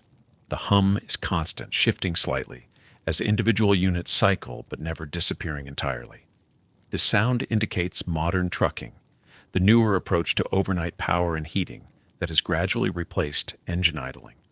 Refrigerated trailers produce the loudest and most intrusive sounds. These trailers, called reefers, carry temperature-sensitive cargo and must maintain precise cold or frozen conditions overnight. Each reefer has its own diesel-powered refrigeration unit mounted at the front of the trailer. These units cycle on and off throughout the night, and when running, they produce a loud, grinding, compressor-driven roar. The sound is harsh, industrial, far louder than an APU or bunk heater. Reefers cycle unpredictably, sometimes running for 20 minutes, sometimes shutting off for 30, then roaring back to life. A driver parked near a reefer experiences regular intrusions of noise just as sleep begins to deepen. The sound is impossible to ignore. Many drivers specifically avoid parking next to refrigerated trailers when possible, but in crowded lots, this is not always an option. Human activity adds a regular punctuation to the mechanical baseline. Doors slam as drivers make late-night trips to the truck stop building for bathrooms, showers, or food. Each door slam is sharp and distinct, cutting through the engine drone. Footsteps crunch on frozen ground or snow, creating a rhythmic scraping sound. Voices carry in the cold night air, sometimes muffled conversations, sometimes louder phone calls conducted outside where reception is better. Occasionally, laughter or shouting breaks the relative quiet, usually from drivers socializing near the building or between trucks. These human sounds remind the sleeping driver that the parking lot is a communal space, that other people are moving and living mere feet away. The highway itself contributes a constant background. Most truck stops sit directly adjacent to interstate exits, and highway traffic remains audible throughout the night. The sound is a rising and falling roar as vehicles approach and pass. Cars produce a higher-pitched sound than trucks, a faster whoosh. Other semi-trucks passing on the highway create a deeper rumble, similar to the idling engines in the lot, but with a Doppler shift. As they approach and recede, traffic volume decreases in the deepest part of night, between midnight and 4 in the morning, but it never stops entirely. During this quieter period, individual vehicles become more distinct. The sound of a single truck approaching from a mile away, growing louder then fading into the distance, can be heard clearly. Snowplows working. Through the night, add their own contribution during winter storms. Highway plows pass on the interstate, their blades scraping asphalt with a grinding roar, warning lights flashing orange and white. Parking lot plows work through the rows of trucks, pushing snow into piles, scraping close to parked vehicles, backup alarms beeping continuously. The sound of a plow blade on pavement is harsh, metallic, impossible to sleep through. Drivers wake as plows pass nearby, then settle back once the sound recedes. Salt spreaders follow plows, their mechanisms clanking and grinding as salt is distributed. These sounds signal ongoing maintenance, the facility's effort to keep conditions safe, but they disrupt sleep. Pneumatic sounds punctuate the night. Air brakes being set or released produce a sharp hiss, a sudden release of compressed air. This sound is loud and distinctive, instantly recognizable to anyone familiar with trucks. It occurs whenever a truck parks or prepares to depart. In busy lots, air brakes hiss dozens of times per hour. The sound is brief but startling, especially when it comes from a truck parked immediately adjacent. Tire inflation systems occasionally engage, producing a similar hissing sound. Air suspension systems adjust, adding their own pneumatic contributions. Backup alarms from trucks maneuvering in tight spaces create a piercing, repetitive beeping. Regulations require these alarms, and they are designed to be loud enough to warn pedestrians and other drivers. Inside a sleeper cab, the sound is muffled, but still intrusive. A truck backing into a space near where a driver is sleeping produces several minutes of continuous beeping. This sound is impossible to ignore. It drills into the edge of sleep and pulls attention back to wakefulness. Some facilities have announcement systems that broadcast over outdoor speakers. Parking availability updates, security announcements, or weather alerts may be broadcast at irregular intervals. The announcements are usually brief, but the amplified voice carries across the entire lot. These broadcasts are less common at night, but they occur occasionally, adding another layer of unpredictability to the soundscape. Emergency vehicles contribute their own sounds. Sirens from police cars, ambulances, or tow trucks responding to highway accidents pierce through all other noise. These sounds are sharp, urgent, designed to demand attention. A siren passing on the nearby interstate creates a rising and falling wail that cuts through sleep. Emergency vehicles entering the truck stop itself are less common, but more intrusive. Their sirens and warning lights creating a brief but intense disruption. CB radios, if left on, provide a stream of human voices throughout the night. Many drivers leave their CB radios on low volume, tuned to channel 19, the standard trucking frequency. Conversations flow continuously. Reports of traffic conditions, weather updates, complaints about other drivers, crude jokes, occasional arguments. The voices are disembodied, anonymous, coming from trucks scattered across the area or passing on the highway. The chatter can be profane or helpful, sometimes both. For some drivers, this ongoing conversation is a comfort, a reminder of community and shared experience. For others, it is a distraction, and they turn the radio off before sleep. Cell phone notifications from nearby cabs occasionally break through. A driver in an adjacent truck receiving a call or text, the ringtone or alert audible through thin walls. These sounds are brief but surprisingly intrusive, a sudden burst of music or tone in the relative quiet. The soundscape changes as the night progresses. Late evening between 8 and 10 is the busiest period. Trucks are still arriving, drivers are moving about, engines are starting and stopping, doors are slamming frequently. The parking lot is at its loudest. Between midnight and 3 in the morning, activity decreases. Most trucks are parked, most drivers are settled. Traffic on the highway thins. The mechanical sounds of idling engines and cycling APUs dominate, with fewer human or vehicular interruptions. This is the quietest period, though quiet is relative in a truck stop. Pre-dawn, beginning around 4 or 5, activity increases again. Engines start, heaters rev up, departures begin. Drivers preparing for early starts move through the lot. The soundscape builds back toward the volume of evening. Drivers develop strategies for managing this acoustic environment. Earplugs are common, simple foam plugs that reduce volume across all frequencies. White noise machines or apps that generate continuous sound help mask the unpredictable interruptions. Some drivers use headphones playing music or ambient sounds, though sleeping in headphones carries its own discomfort. Others rely on sheer exhaustion, their bodies demanding sleep regardless of noise. Over time, habituation occurs. The sounds become familiar. The brain learns to filter them to recognize which sounds require attention and which can be ignored. The rumble of idling engines becomes background. The hiss of air brakes becomes routine. Sleep becomes possible, not despite the noise, but within it. The soundscape of the parking lot is the acoustic reality of truck stop life. It is communal, industrial, unpredictable. It reflects the fact that rest happens not in isolation, but in the midst of ongoing work. Other drivers are present, other vehicles are running, the highway never stops. This environment is the opposite of the quiet bedroom most people imagine when they think of sleep. Yet for drivers, it becomes normal. The sounds, initially overwhelming, eventually become the familiar backdrop to rest. The parking lot at night has its own rhythm, its own character. Learning to sleep within it is part of learning to live on the road. When snow begins to fall in earnest, the driver must decide whether to continue or find a place to stop. Whiteout conditions make this decision quickly. Visibility drops to nearly nothing. The highway becomes a gamble. Ice forms beneath the snow, invisible until the truck begins to slide. Jackknife trailers appear suddenly in the gloom, blocking lanes. The radio crackles with reports of closures and accidents. At some point, continuing becomes more dangerous than stopping, even if stopping means spending the night in an active storm.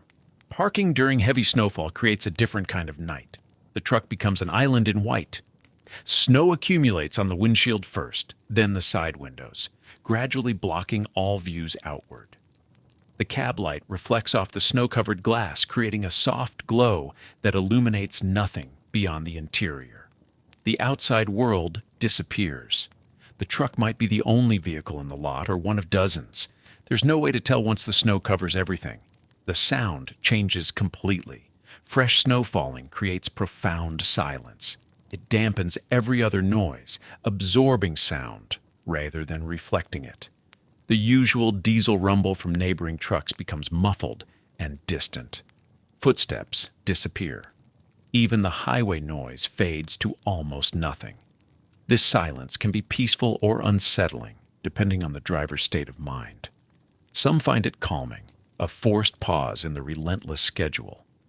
Others find it oppressive, the quiet magnifying their isolation. Wind-driven snow creates different sounds. It scratches against the metal cab surfaces, a constant hissing like static. Gusts hit the truck in waves, rocking it slightly on its suspension. The snow finds every gap and seam, creating small whistling noises. Between squalls, the wind sometimes stops entirely, and the sudden quiet feels almost loud in contrast. These sounds become the nighttime soundtrack, both monotonous and ever-changing. Occasionally, a snowplow passes through the parking lot. The scraping of the blade against pavement, the beeping of the reverse alarm, the rumbling diesel engine. These sounds penetrate the snow-muffled quiet. The plow pushes walls of snow between parked trucks, sometimes boxing them in. The driver inside the cab hears this and knows that morning will bring the additional task of digging out. But for now, there's nothing to do but stay warm and wait. The heater works harder during storms. Wind and falling snow increase heat loss from the cab. Fuel consumption goes up. Some drivers wake periodically through the night to check that the heating system is still running. The fear of heater failure during a severe storm is real. Temperatures can drop fast, and help may be hours away if roads are impassable. Snow can block air intakes for bunk heaters or APUs. If accumulation is heavy enough, the driver may need to go outside in the middle of the night to clear vents and exhaust outlets. A cold and unpleasant task. Heavy snow creates what some drivers call the burial effect. The truck becomes covered, snow on the roof, on the hood, piled against the doors. This accumulation actually improves insulation. The layer of snow acts as a buffer, reducing heat loss. The cab becomes warmer, though fuel consumption remains high. But the psychological effect is different. Being buried creates a claustrophobic sense of being trapped. The cab feels smaller. The awareness that you cannot easily leave becomes more acute. Morning reveals the transformation. If the storm has passed, the world outside is pristine and white. The truck may be partially buried with snow halfway up the doors. The windshield is covered inside and out. Frost on the interior from condensation. Snow and ice on the exterior. The parking lot is a sea of white humps marking where trucks are parked. Exit routes are unclear. The task of clearing the truck and digging out can take an hour or more before driving is possible. Despite the challenges, many drivers describe snowy nights as beautiful. The enforced pause, the simplicity of just staying warm and safe, the connection to something fundamental about winter and survival. These create a different quality of rest. The storm passes, the driver weathers it. In the morning, there is satisfaction in having made it through, in the basic competence of shelter and warmth against the cold. The cab, small and simple as it is, proved sufficient. And then the snow is cleared, the engine starts, and the road opens again. The sleeper cab occupies roughly 40 to 50 cubic feet. This is approximately the size of a walk-in closet. For some drivers, this space feels cozy and manageable. For others, it feels like a trap. The difference lies not in the physical dimensions, but in how the mind interprets confinement. Drivers who find the space comforting describe it as a cocoon or nest. Everything is within reach. The bed, the storage compartments, personal items, all arranged in a pattern that becomes automatic. There is no wasted space, no wasted movement. The cab feels efficient. It feels like enough. The small size creates a sense of security, a boundary between the driver and the vastness outside. When the curtains are drawn and the lights are low, the cab becomes a refuge, familiar and controllable. Other drivers struggle with the same dimensions, the inability to stand fully upright without bending, the lack of room to pace or move freely, the constant proximity to all belongings with no possibility of escape, the psychological burden of knowing you cannot leave easily, The cab is locked from inside, the parking lot is dark, and stepping outside means cold and exposure. For these drivers, the space feels oppressive. Some describe anxiety attacks, the walls pressing in. The need to get out, even when outside, offers nothing but freezing air and emptiness. The paradox intensifies at night. During the day, the driver sits in the front seat, facing forward, the windshield offering a view of highways and open country. The landscape scrolls past, fields, mountains, plains stretching to the horizon. The sense of movement and space is vast. But when the day ends and the driver moves into the sleeper berth, that vastness disappears. The world contracts to a few square feet. The view out the small side windows shows only the parking lot, other trucks, darkness. The contrast between the endless road and the tiny sleeping space can be either appealing or distressing. Personalization helps.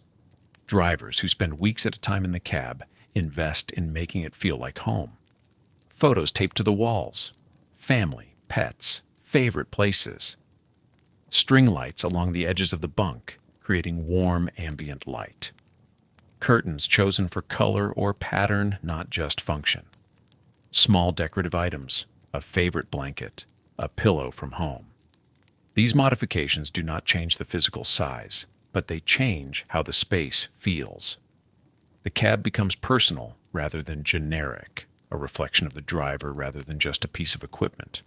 Some drivers go further. Custom mattresses, high-quality bedding, organizational systems that maximize every inch of storage, small refrigerators, microwaves, coffee makers, appliances that make the cab more self-sufficient. Entertainment systems, tablets mounted within view of the bed, noise-canceling headphones.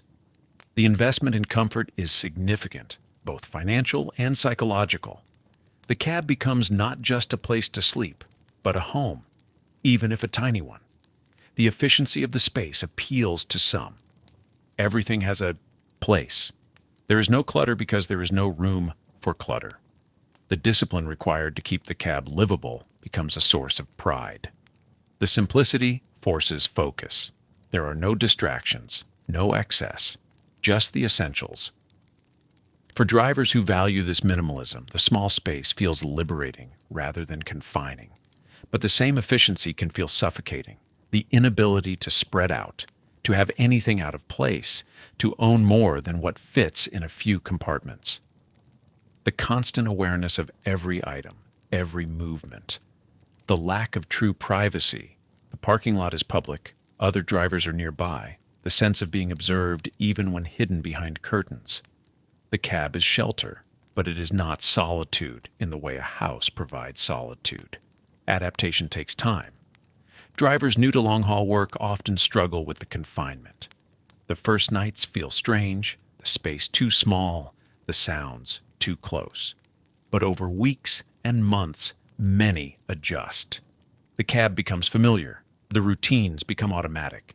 The space, unchanging and consistent, provides a kind of stability that the constantly changing landscape outside does not. It becomes possible to sleep, to rest, to feel at home in 40 cubic feet of metal and fabric. Not everyone adapts. Some drivers leave long-haul work specifically because of the living conditions. The cab is tolerable for a night or two, but not for weeks. The psychological toll of confinement outweighs the economic benefits. These drivers find other work, other routes, other ways to make a living that do not require sleeping in a space barely large enough to lie down in. For those who remain, the cab becomes simply where they live. The claustrophobia fades or becomes manageable. The comfort grows. The paradox resolves into acceptance. The space is small, but it is theirs. And every morning the door opens, the road stretches out ahead, and the vastness returns. The doors lock from inside, both of them. The driver checks this before settling in. Handles tested, mechanisms confirmed. It is a small action, but it matters. The cab is not a house. It has no foundation, no neighbors close enough to hear a shout. It sits in a parking lot among dozens or hundreds of other trucks. And while that offers a kind of community, It also means strangers are close, very close. Just a few feet of metal and glass separate the driver from whoever walks past in the night. Most truck stops are safe. Most nights pass without incident. But the possibility remains always, and drivers learn to navigate it. They choose parking spots with care. Some prefer locations under bright lights, where visibility makes them less appealing targets. Others seek shadows, reasoning that darkness hides their presence. Some park near other trucks, finding comfort in numbers. Others isolate, preferring distance from foot traffic and noise. There is no single correct answer. Each driver develops instincts about which approach feels safer, on which night, in which location. Valuable items go out of sight. Laptops, tablets, wallets, anything visible through windows gets tucked away or covered. Curtains close completely, blocking views into the sleeper area. This serves two purposes: privacy and concealment. If someone walking past cannot see inside, they cannot assess what might be worth taking or whether the driver is asleep and vulnerable. The curtain becomes a barrier, thin but significant. Some drivers keep weapons within reach: a knife, a heavy flashlight, a tire thumper, a small wooden mallet used for checking tire pressure, solid enough to serve another purpose if needed. In states where it is legal and the driver has proper permits, a firearm. These are not discussed often or openly, but they are present. The driver hopes never to need them, but their presence provides psychological comfort in the dark hours. The knock comes without warning. It is one of the most startling experiences of truck cab life. Sudden, loud, insistent. The driver wakes instantly, heart pounding, adrenaline sharp. The knock could be anyone: security guards checking for parking violations, police conducting safety inspections, another driver alerting to a problem. Your truck is leaking fluid, your lights are on, your trailer door is open. Or it could be someone with less benign intentions, testing to see if the cab is occupied, gauging response time, assessing vulnerability. The driver does not open the door, not immediately, not without knowing who stands outside. Instead, they speak through the metal. "Yeah? Who is it?" The voice kept steady, projecting presence and alertness. If there is a legitimate reason for the knock, it will be stated. If not, the lack of easy access often ends the encounter. The driver may look through the windshield, carefully without silhouetting themselves against interior light. They assess, they decide, they remain behind the locked door until they are certain. Most knocks are harmless. Most encounters involve nothing more than brief exchanges through glass and metal. But the possibility of the other kind, the dangerous kind, shapes behavior every night. Drivers develop caution without paranoia, awareness without constant fear. They learn which truck stops have security patrols and cameras. They learn which rest areas feel exposed or poorly lit. They share information with other drivers, warnings about locations where problems have occurred. The isolation is real. Help is not close. In a house, police might arrive within minutes. In a truck cab parked at a rural rest area, response times stretch longer. The driver is responsible for their own safety in a way that requires both vigilance and acceptance. The job involves spending nights in places where one is alone, vulnerable, dependent on locked doors and personal awareness. Some drivers sleep lightly, waking at sounds outside. Others train themselves to sleep deeply, trusting their preparations and accepting manageable risk. The balance differs for everyone. What matters is the nightly ritual. Doors checked, curtains closed, valuables hidden, phone within reach. These small actions create a perimeter of safety, imperfect but real. And then the driver settles into the warmth of blankets and lets exhaustion pull them down into sleep, trusting that the night will pass as most nights do, quietly, uneventfully, until morning light returns and the highway calls again. The dangers you cannot see differ from the ones you can. A knock on the door announces itself.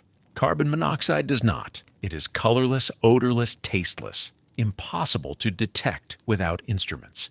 It enters through ventilation systems, through gaps in seals, through exhaust leaks that would be minor problems in open air, but become critical in the confined space of a sleeper cab. The driver goes to sleep trusting that the air they breathe will remain safe. Most nights, it does. But the risk sits there, persistent and invisible. Exhaust systems run close to the cab. In older trucks especially, the routing of pipes and the placement of vents create potential pathways for exhaust gases to enter living space. If a seal fails, if corrosion opens a gap, if connections loosen from vibration and wear, carbon monoxide can seep in. The driver would not notice, not at first. Perhaps a headache. Perhaps nausea or dizziness, easy to attribute to fatigue or poor sleep, or the stress of the road.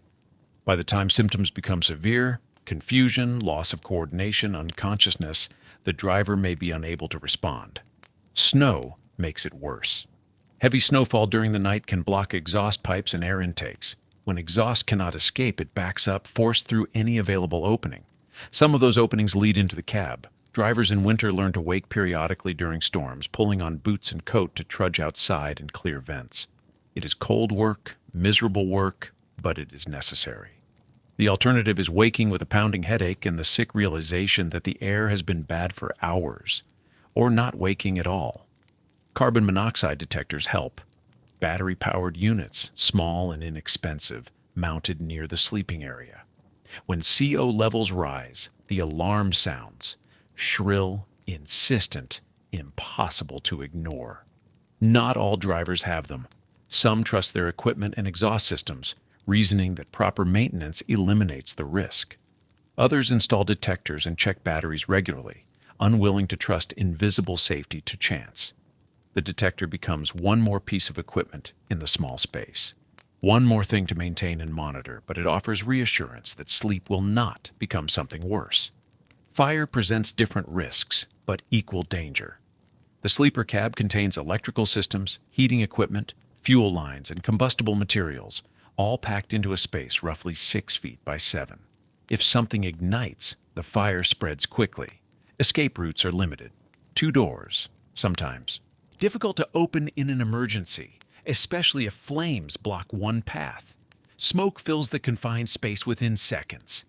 The driver must wake, orient, and exit fast, very fast. And in darkness or choking smoke, that becomes harder. Bunk heaters and auxiliary power units involve combustion. They burn diesel fuel to generate warmth, and while they are designed with safety systems and automatic shutoffs, failures happen. Cracks in heat exchangers, fuel leaks, electrical malfunctions. Most of the time, these systems work as intended, but the driver sleeps inches from equipment that is actively burning fuel, and they must trust that the engineering and maintenance will hold through the night. Electrical fires start differently but burn just as hot. Inverters converting DC to AC power, shore power connections at truck stops, wiring running through walls and under mattresses, all of it carrying current, all of it potential ignition sources if insulation fails or connections corrode. Electric blankets, space heaters, phone chargers, laptops. The demand for power in a modern sleeper cab is high, and the systems providing it are sometimes improvised or aging. Drivers check connections, avoid overloading circuits, but the risk remains. Fire extinguishers sit within reach in well-prepared cabs. Small, rated for electrical and fuel fires, mounted where the driver can grab them quickly. Smoke detectors are rarer, but increasingly common. Their sharp beep capable of cutting through sleep to provide precious seconds of warning. Exit planning matters, knowing which door opens fastest, keeping the path clear of cargo and equipment. Practicing in daylight the movements that would be necessary in smoke and darkness. The driver accepts these risks because they must. The job requires sleeping in a machine, surrounded by mechanical systems, dependent on equipment functioning correctly through the night. Most nights, everything works. Most mornings arrive without incident. But the possibility remains, silent, invisible, patient. And the driver learns to prepare, to install detectors, to maintain equipment, to check exhaust clearance in snowstorms, and then to trust that the preparations will be enough. They close their eyes in the dark cab, breathing air they cannot see, warmed by systems they cannot constantly monitor. And they sleep because the work requires rest, and rest requires trust, and trust is all they have. The cell phone stays within reach, always. Before settling into the blankets, the driver places it on the small shelf beside the mattress. Screen visible, volume up. This is not habit. This is protocol, a quiet acknowledgement of the mathematics of isolation. Out here, alone in a metal box on the edge of a parking lot or rest area, vulnerability becomes concrete. Heart attacks do not wait for convenient locations. Strokes do not announce themselves during daylight hours in populated areas. Diabetic emergencies, seizures, sudden infections turning critical. All of these remain possible regardless of how carefully a driver monitors health, regardless of age or fitness. The fear exists. Most drivers acknowledge it plainly, without drama. The fear of dying alone in the cab, of no one knowing for hours or days, of the engine running or the heater cycling while the body cools. It is not paranoid to think this way. It is realistic. Truckers have died in their sleep. Others have suffered medical crises and survived only because someone happened to notice something wrong. Help, when needed, may arrive quickly or slowly, depending entirely on location. In a crowded truck stop parking lot, other drivers are nearby. Someone walking to the restroom might notice a truck sitting strangely, or a door left open, or no movement when movement should occur. This provides a thin layer of reassurance. The community of strangers becomes, in these moments, a form of safety net. But in rest areas, particularly those on isolated stretches of highway, true isolation prevails. The nearest other vehicle might be 100 yards away. The rest area building, a small structure with bathrooms and vending machines, is unstaffed at night. Cell phone coverage can be unreliable in rural areas or mountainous terrain. A driver in distress might find the phone useless, the screen showing no signal, the carefully maintained lifeline suddenly severed. Some drivers wear medical alert devices, small units on wristbands or necklaces connected to monitoring services.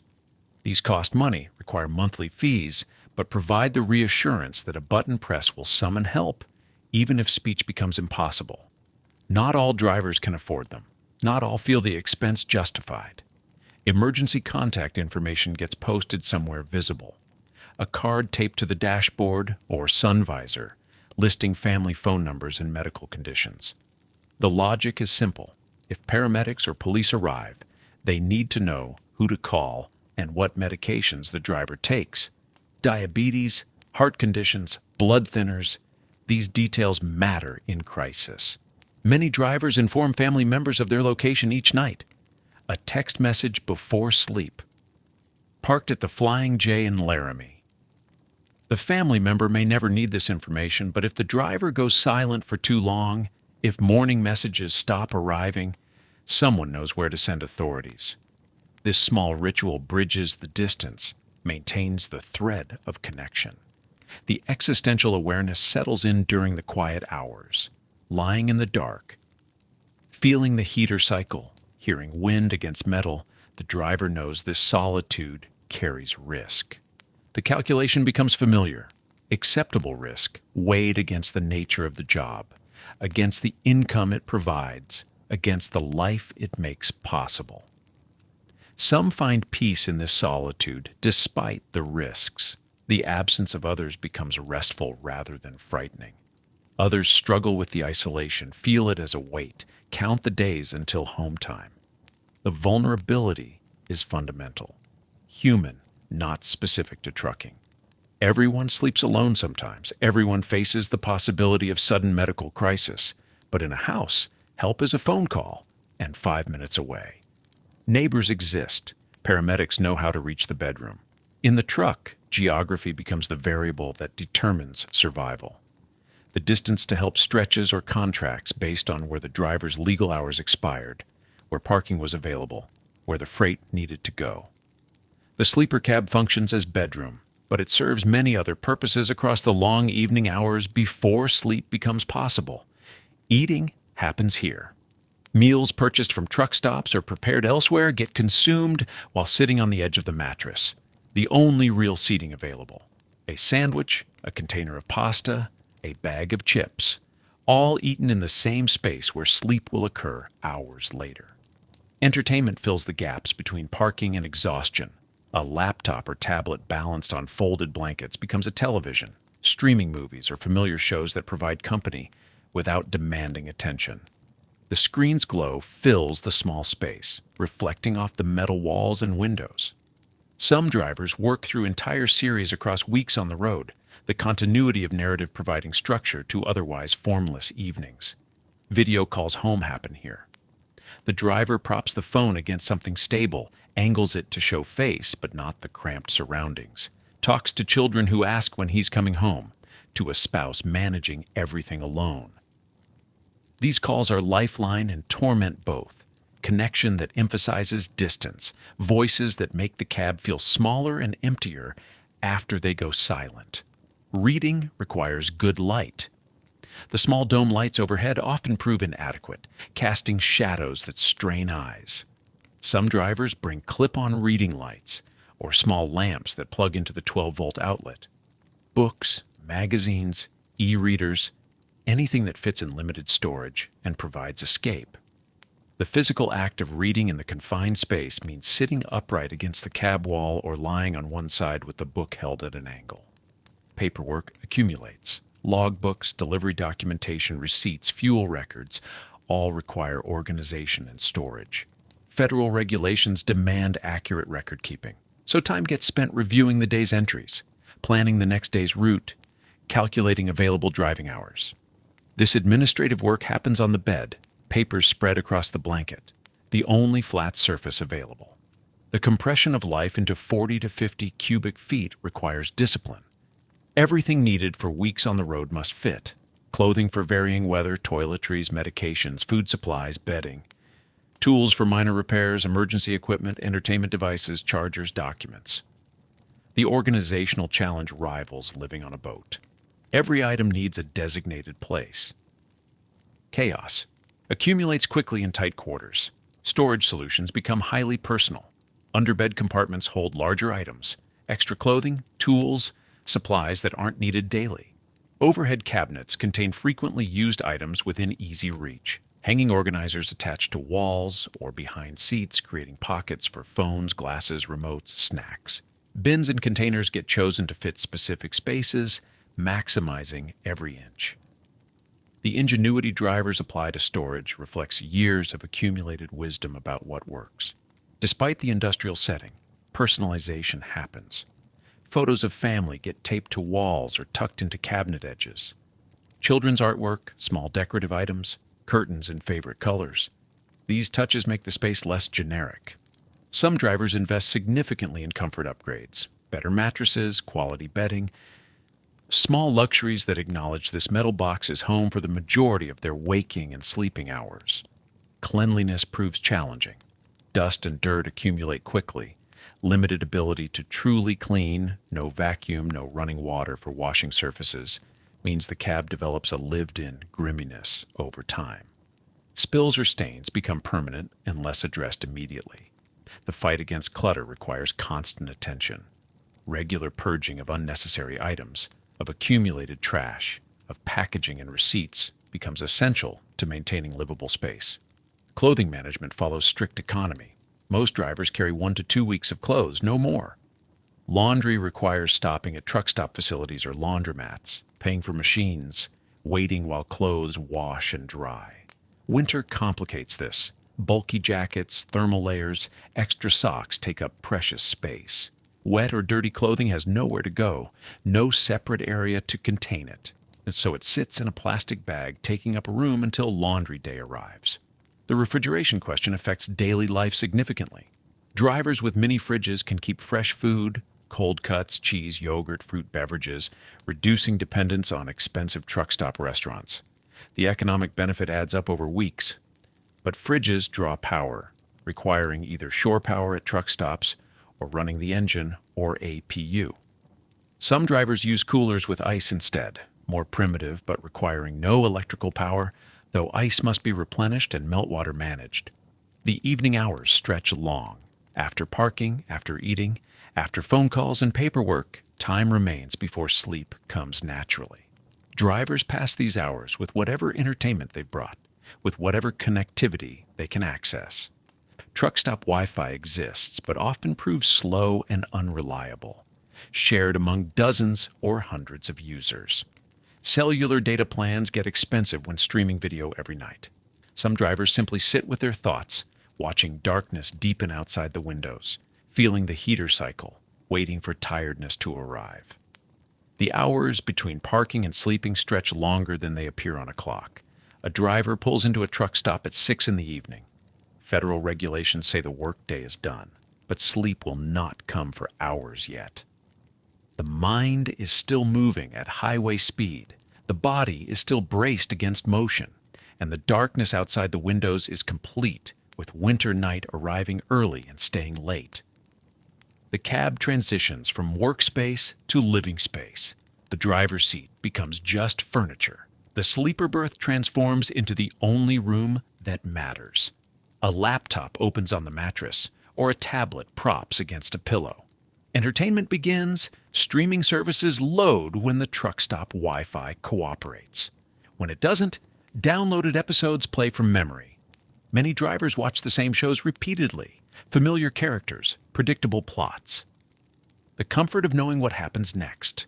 There is safety in repetition when everything else about the day was unpredictable.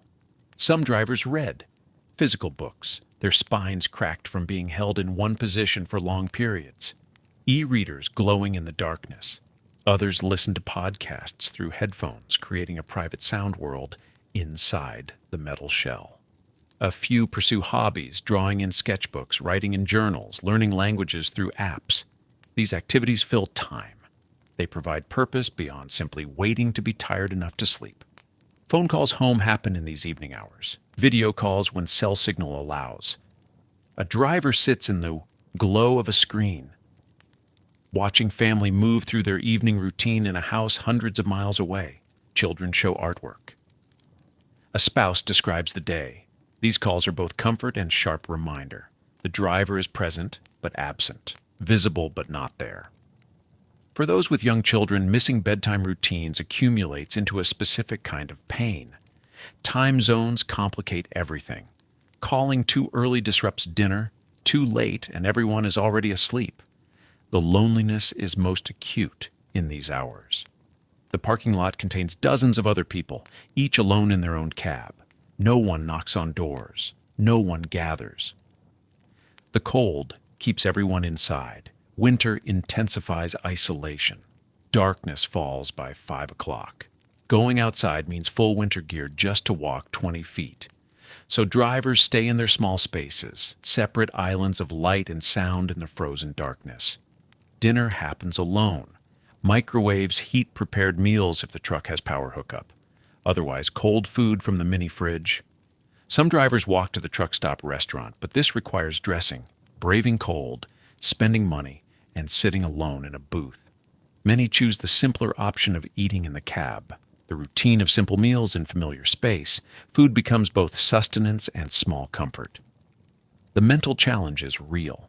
After 11 hours of intense focus, the mind does not simply switch off. It continues processing, replaying moments from the day. Worrying about tomorrow's delivery time, anticipating weather conditions on the next route. The low-level anxiety about schedules and safety does not rest when the truck does. And there is nowhere to go to create separation. The sleeper cab is where work ends and rest begins, but it is still inside the work vehicle. The office and the bedroom are the same four walls. Hours pass slowly in a small space with limited options. Some drivers go to bed early simply because there's nothing else to do. Others stay awake late, reluctant to end the day and face tomorrow. Sleep means morning comes faster, and morning means returning to the road.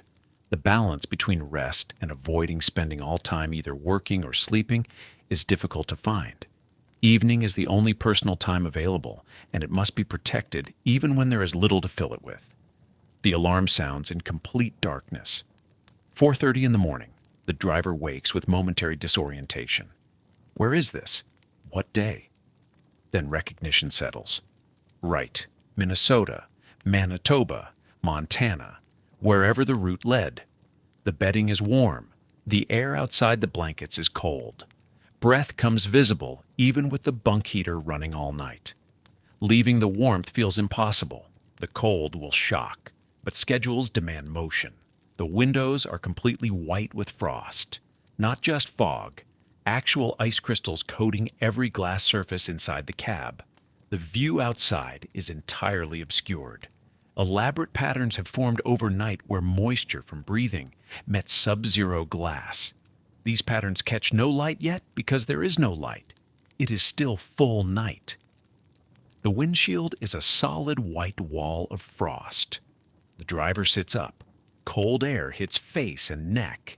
The sleeping bag or heavy blankets fall away. Thermal layers help but do not prevent the shock. The first task is turning up heat. The bunk heater dial goes to maximum. If the truck has auxiliary power, the main engine starts with a button from inside the cab. If not, the driver must dress fully and go outside to start it. Either way, the defrost process begins, but it will take time. Ice does not melt quickly. The interior feels damp and cold despite hours of heating. Condensation collected on every surface. Some of it froze. The ceiling, the walls, the curtains all carry moisture. The driver's breath adds more with each exhale. Wiping a hand across the windshield clears a small patch, but it immediately fogs again. The glass is too cold. The pattern repeats. Clear a spot, watch it cloud, clear it again. The need for a bathroom becomes urgent after 8 or 10 hours of sleep. This means getting dressed, not just pants and a shirt. Full winter gear, coat, gloves, hat. Because the walk to the truck stop building or rest area facilities requires exposure. The driver moves quickly through the preparation, knowing the discomfort will only increase. Opening the door brings the first real shock of cold. The outside temperature might be 0 or below. Wind might be blowing. Snow might still be falling. The driver steps down from the cab onto icy ground. Parking lots are never well maintained. Snow gets packed down by traffic, but rarely plowed completely. Footing is uncertain. The walk to the building is short, but feels long. Other drivers are making the same journey, moving quickly through the dark cold, heads down. Inside, harsh fluorescent light and industrial warmth. The bathroom facilities are basic but functional. The driver completes the necessary tasks and returns outside. The cold hits again, somehow worse the second time. The return walk to the truck, climbing back into the cab. The relief of closing the door and sealing out the wind. The cab is warmer now, but not warm. The heaters have been working, but they fight against physics. Metal holds cold stubbornly. The frost patterns on the windshield are beginning to change. Edges are melting first. Clear spots appear at the bottom where defrosters blow directly. But the center remains opaque. The elaborate crystalline designs slowly recede, leaving wet glass behind. This process cannot be rushed. The windshield must be completely clear before the truck can move. Perfect visibility is not optional. The driver waits, wiping areas that clear, watching others remain frosted. The sound of fans blowing at maximum fills the cab. Warm air streams from dashboard vents. The driver uses an ice scraper on the interior frost, carefully working across the glass. Small bits of ice fall onto the dashboard, the wet scraping sound.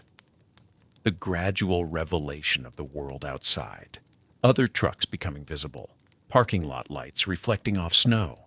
The sky still dark, but perhaps slightly less absolute.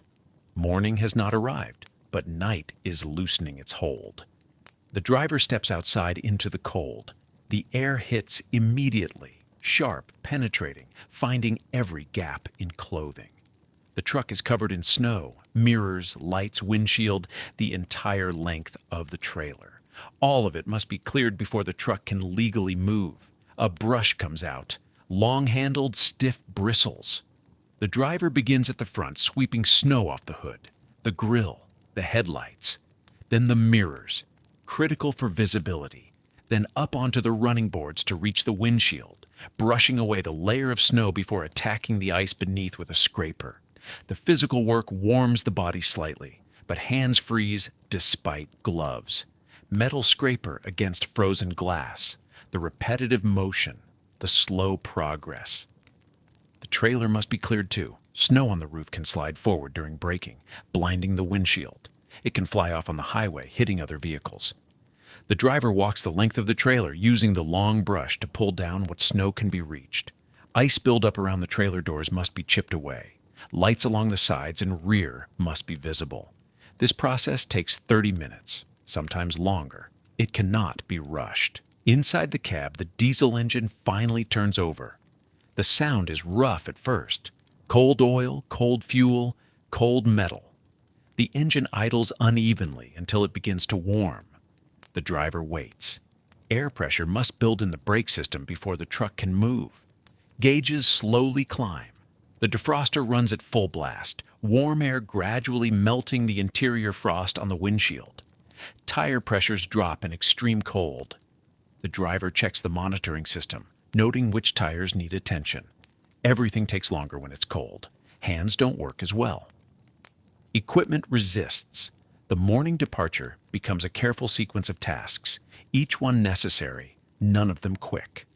The truck rolls slowly through the parking lot. Ice makes maneuvering dangerous. Other trucks are also departing, drivers navigating carefully around each other in the pre-dawn darkness. Headlights sweep across snow-covered pavement. Brake lights glow red. The convoy of morning departures, each driver alone but moving in the same rhythm. The merge onto the highway requires caution. Bridges and overpasses ice first. The driver tests the brakes gently, feeling for how the truck responds on frozen pavement. The highway stretches ahead, dark except for headlights and the occasional overhead light. Snow blows across the road in thin streams, visible in the headlight beams. Other trucks appear ahead and behind, their running lights marking their positions in the darkness. Sunrise comes hours into the drive. The sky lightens gradually, deep blue, then pale, gray, then finally the sun breaks the horizon, low and weak. The winter landscape becomes visible, frozen fields, snow-covered trees, ice on rivers and lakes. The elevated view from the cab shows the expanse of it, miles of winter stretching in all directions. The rhythm of driving resumes completely. Within an hour, the night's sleep feels distant. The focus narrows to the road, the mirrors, the gauges, the weather ahead. The cab has fully transitioned back from bedroom to workplace. The bed remains unmade behind the seat, waiting for evening. Personal items are stowed. The driver's attention belongs entirely to the work now. This will repeat tomorrow and the next day. Drive, park, sleep, wake, drive again. The cycle continues as long as the freight moves, as long as the winter lasts, as long as the driver stays out. The road ahead holds another 11 hours before the next parking lot, the next cold night, the next small heated space in the darkness. The truck rolls on through the frozen morning, one among thousands, carrying its load through winter. The driver managing cold and distance and time with quiet, methodical competence. The truck rolls on through the winter landscape. Fields stretch away into darkness. Small towns pass by, their lights brief against the frozen night. The highway ahead is endless, and the driver knows that in a few hours darkness will fall again. Another parking lot will be found. Another night will be spent in the sleeper cab, managing cold, condensation, and the endless hum of auxiliary equipment. This cycle continues. 3 weeks on the road, 4 weeks, then home for a few days before it begins again. The freight moves because drivers do this. The goods in stores, the products that define modern life. They arrive because someone chose this work and learned to sleep through winter nights in a metal box. There is quiet dignity in it. The competence required to manage these conditions. The discipline to maintain warmth and rest in circumstances that offer neither easily. The resilience to repeat this pattern night after night, winter after winter.